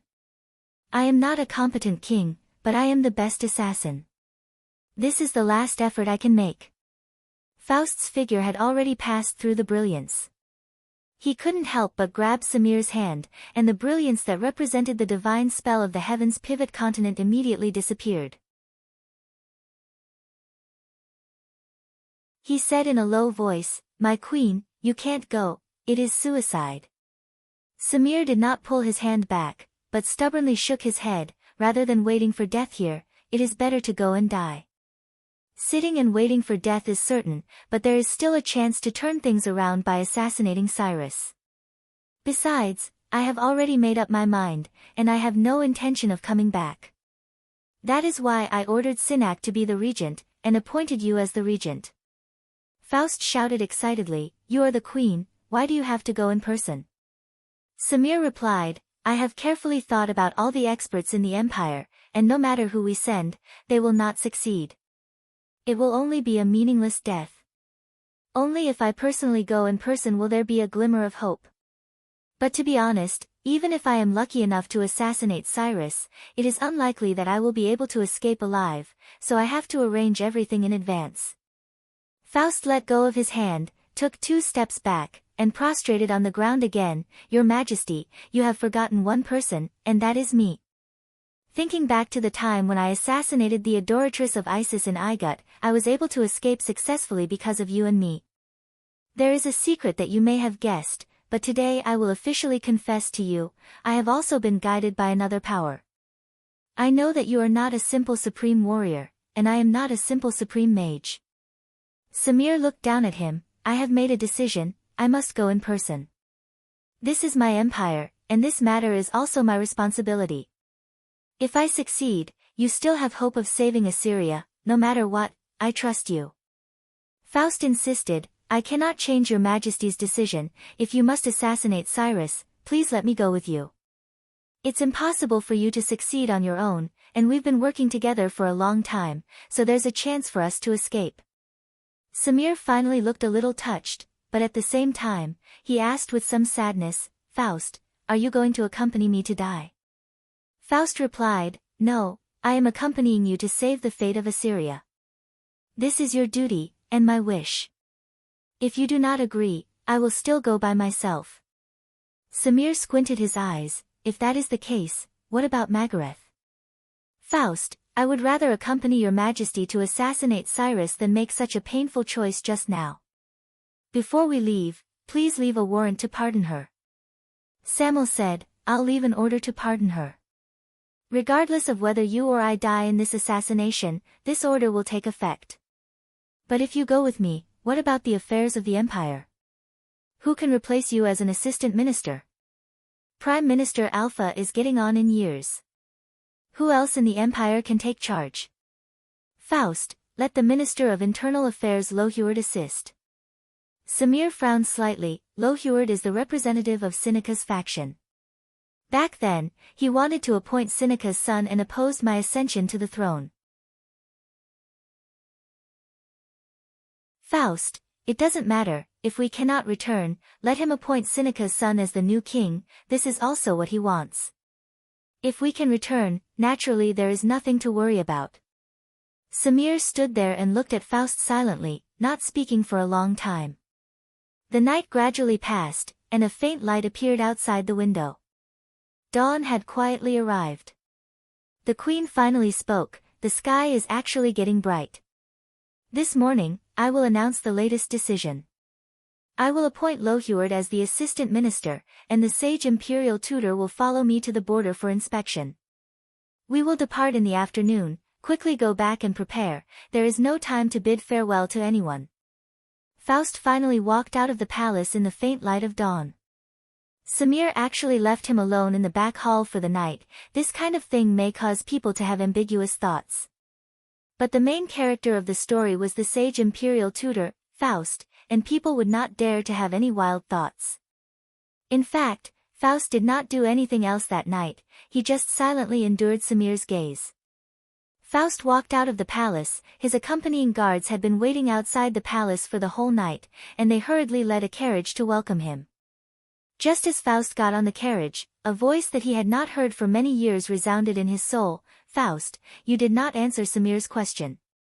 What is it that prevents you from making a choice? Faust's body trembled, and he clenched his hands in front of his chest. He closed his eyes and replied, Satan, you finally spoke. It is not that I cannot, it is that I do not want to. My soul is the master, and the power that you guide is the servant. This is the promise you made, why did you abandon me and disappear? Satan's voice seemed to be sneering, did I abandon you? No, I have always been in your soul. When your soul can feel my existence, you are me.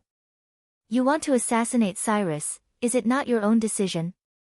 And the power that I guide you, is it not to help you? It is the servant that achieves your goal. You have become so charming, and this charm comes from the power that I guide you. Are you swayed by this charm, or is this charm driven by you? Actually, you should ask yourself, when Maganlei was taken away by the guards, why did you abandon her and disappear? When Samir asked you to make a choice, why did you refuse to answer? Faust replied, I cannot let the innocent Maganlei be punished, and I also want to obtain Samir's love. Satan asked coldly, and why did you ask to guide Samir to die with you? You're tuning in to the Blissful Bookshelf YouTube channel. We're so grateful for your support, and don't forget to subscribe to join us on this incredible journey through captivating stories. Your generosity through donations truly makes a world of difference, as it's the primary source of revenue that allows me to expand and enhance this channel for you. Thank you from the bottom of my heart for being a part of this adventure.